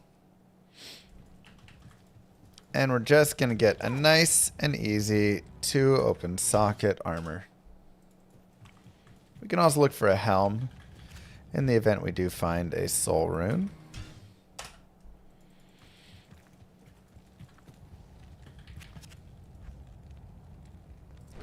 Okay, 2 open socket armor. Perfect. And we'll go back to Nightmare. Good day. And now I want to shop some fast run walk boots. I am level 46, so I can at least get 30 FRW. 40s may either be now or in a couple of levels. 74 life, but it was a light belt. Favorite build to play in controller? I don't want to play controller. Greetings. I honestly don't know what the best controller build is. Good day. Yeesh.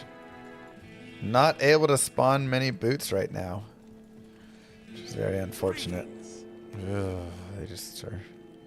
I'm going to buy these light res. I know I have 30 fire res, but in the event that my fire res is just a lot better, we can put the light res on.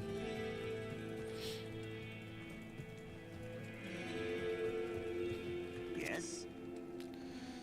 There are some boots. Honestly, Act 2 is better for the boot shopping. So we may just end up doing that.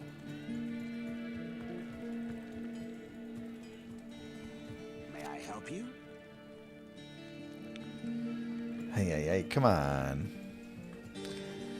See, I'd love just like 20 or 30 FRW. If they also get some additional boosts, like, you know, 25 to fire res or something, that'd be fantastic.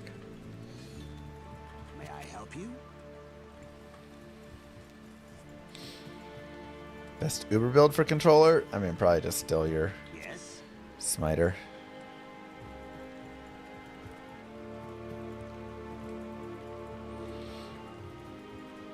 Good day.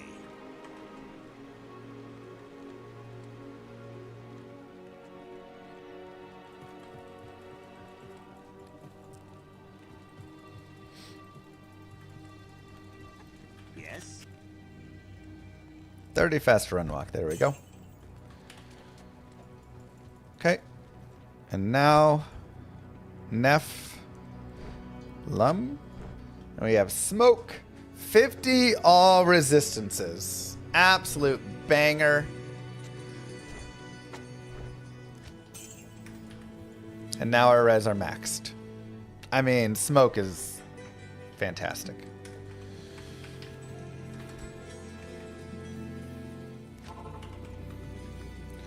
So, Let's also this is do site the of den. Andariel's atrocities. I shall purge this land of the shadow.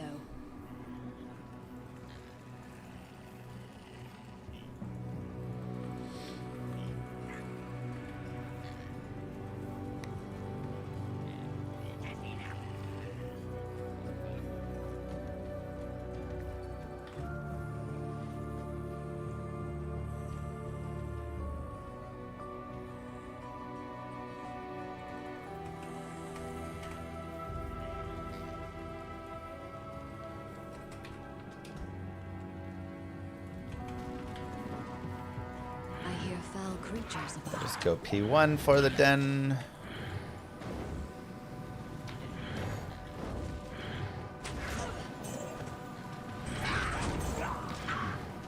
enough mana. Oh my god, you are like all up in my poison.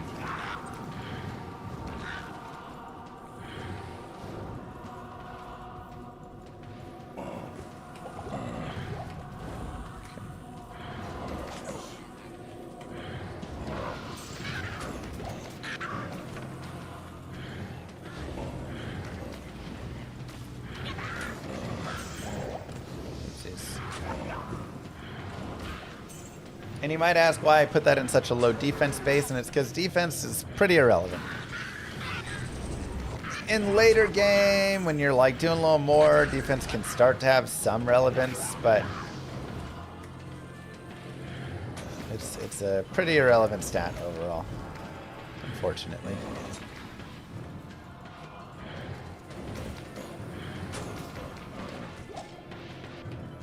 How do I get so much damage on my skill? Just leveling up, putting points in.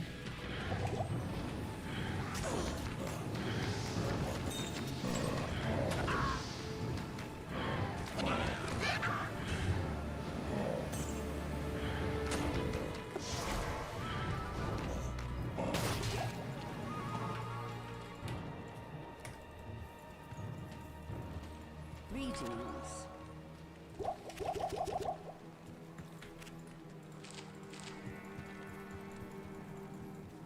Okay.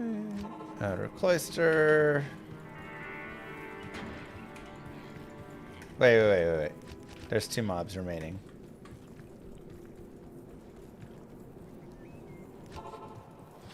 I was like, where's my plus to skill?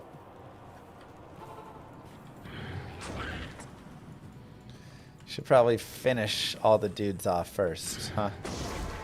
I don't know what I was even Perhaps thinking now right there. The sisters will trust me.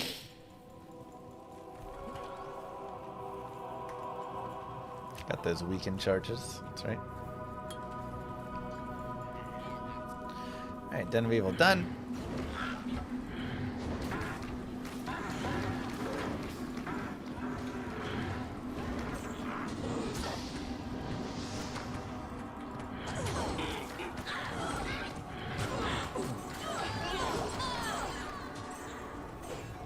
Definitely looking for just like some white, What nightmarish tortures You know. took place here?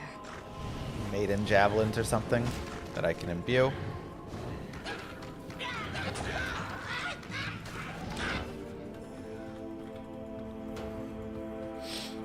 See what happens. Wow, binary. If I didn't keep getting mega random.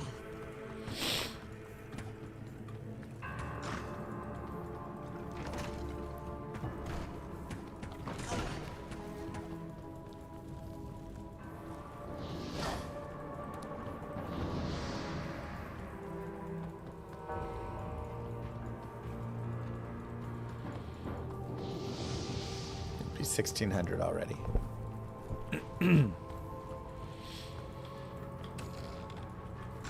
So again, we're level 46. That's a pretty good level for Act 1 Nightmare.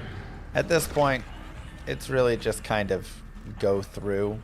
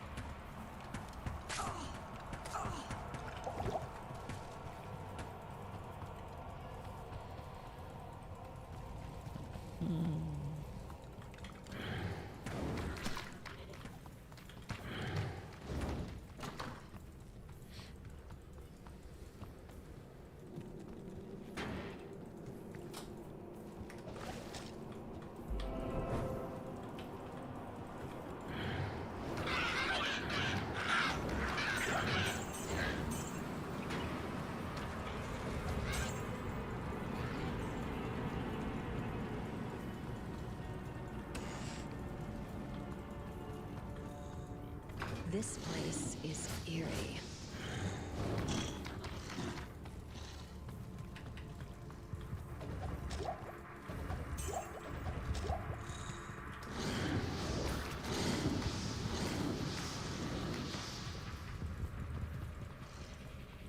What point do I respec? I could respec at any point here.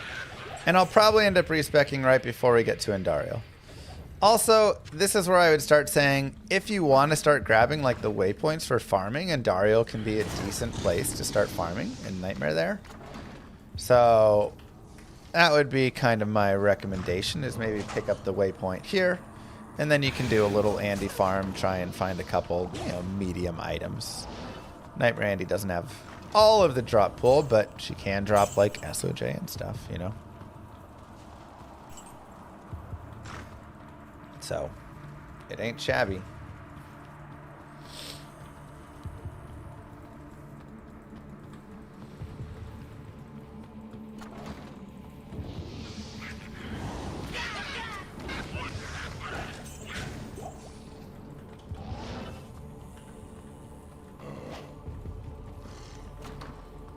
Yeah, respec is definitely anytime we want now. So we'll go ahead and do it now. The Order welcomes you. I was right. Alright, so we need 34 strength. Everything else is fine right now. We want 1 point dodge, avoid, and evade. At the very least, you do want a point in each of those. We want to max out Lightning Fury. And then I want to get into Charge Strike as well. So get these two maxed. And then we can go into Lightning Strike or whatever other strike from there. Just make sure I guess we want to get into Pierce. So Pierce is going to give us that chance for the Lightning Furies to go through. So we're going to go like this. I probably could go with like 1 or 2 more points into Pierce, honestly. So maybe once I max out Lightning Fury in a couple levels here, I'll put a couple more points there before I start putting into synergies. Otherwise, we'll go Vitality. And we will go Lightning Fury and Charge Strike. Good day. You cannot buy it back, no.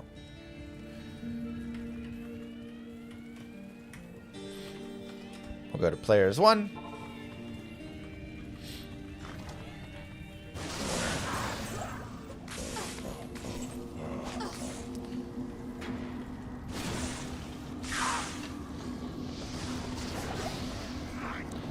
And we'll kind of wait for her to join up with the group. You get more damage if they're grouped up.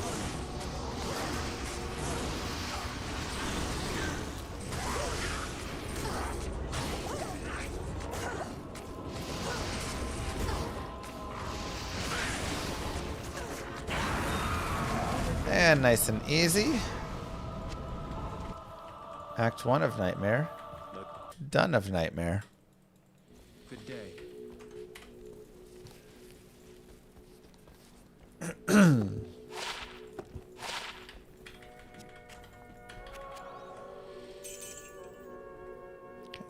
Repair, repair. Those away.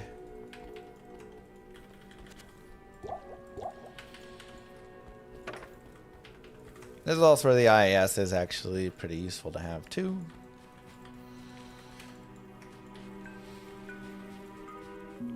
And we can go back up to Players 8. And head out into Act 2.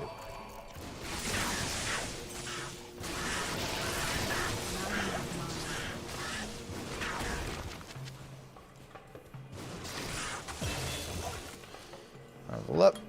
We'll finish out our Lightning Fury, and then we'll move forward.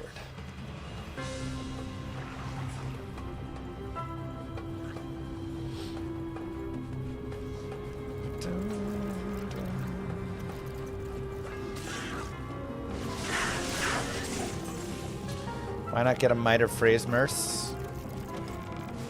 Because they just die pretty quickly. It's the sad truth of the matter.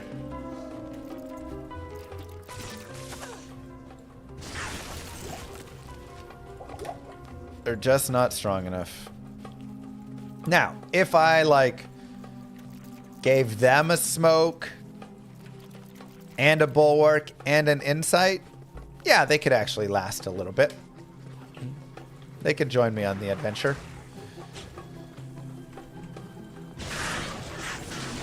Which we could technically do. I mean, we do have this smoke and we have the IO rune for bulwark. And I can make peace for myself and give him that. I don't have a soul rune. I'd have to go get a soul rune to get him insight, though. But, like, that is possible. Lightning enchant's a little bit annoying. We'll leave that alone. If mercenaries could not be revived on hardcore, nobody would have a mercenary ever. Because they were just, you'd never be able to keep it alive. Are we looking at farming a spirit later? Probably not.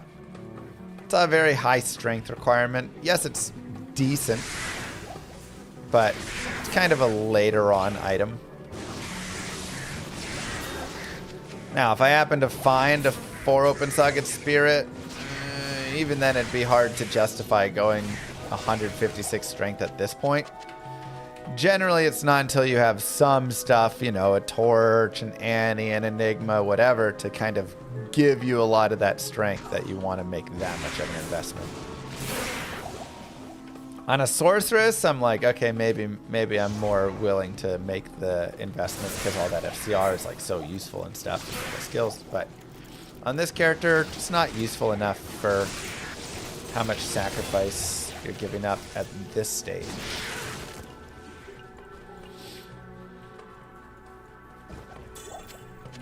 Tower Ashes?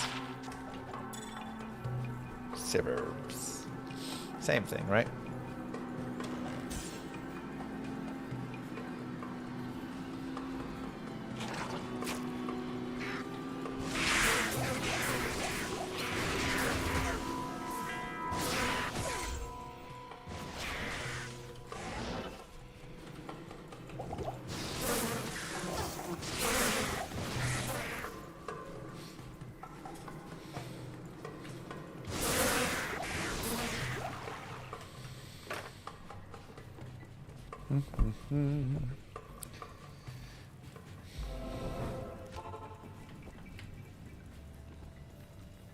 Good day.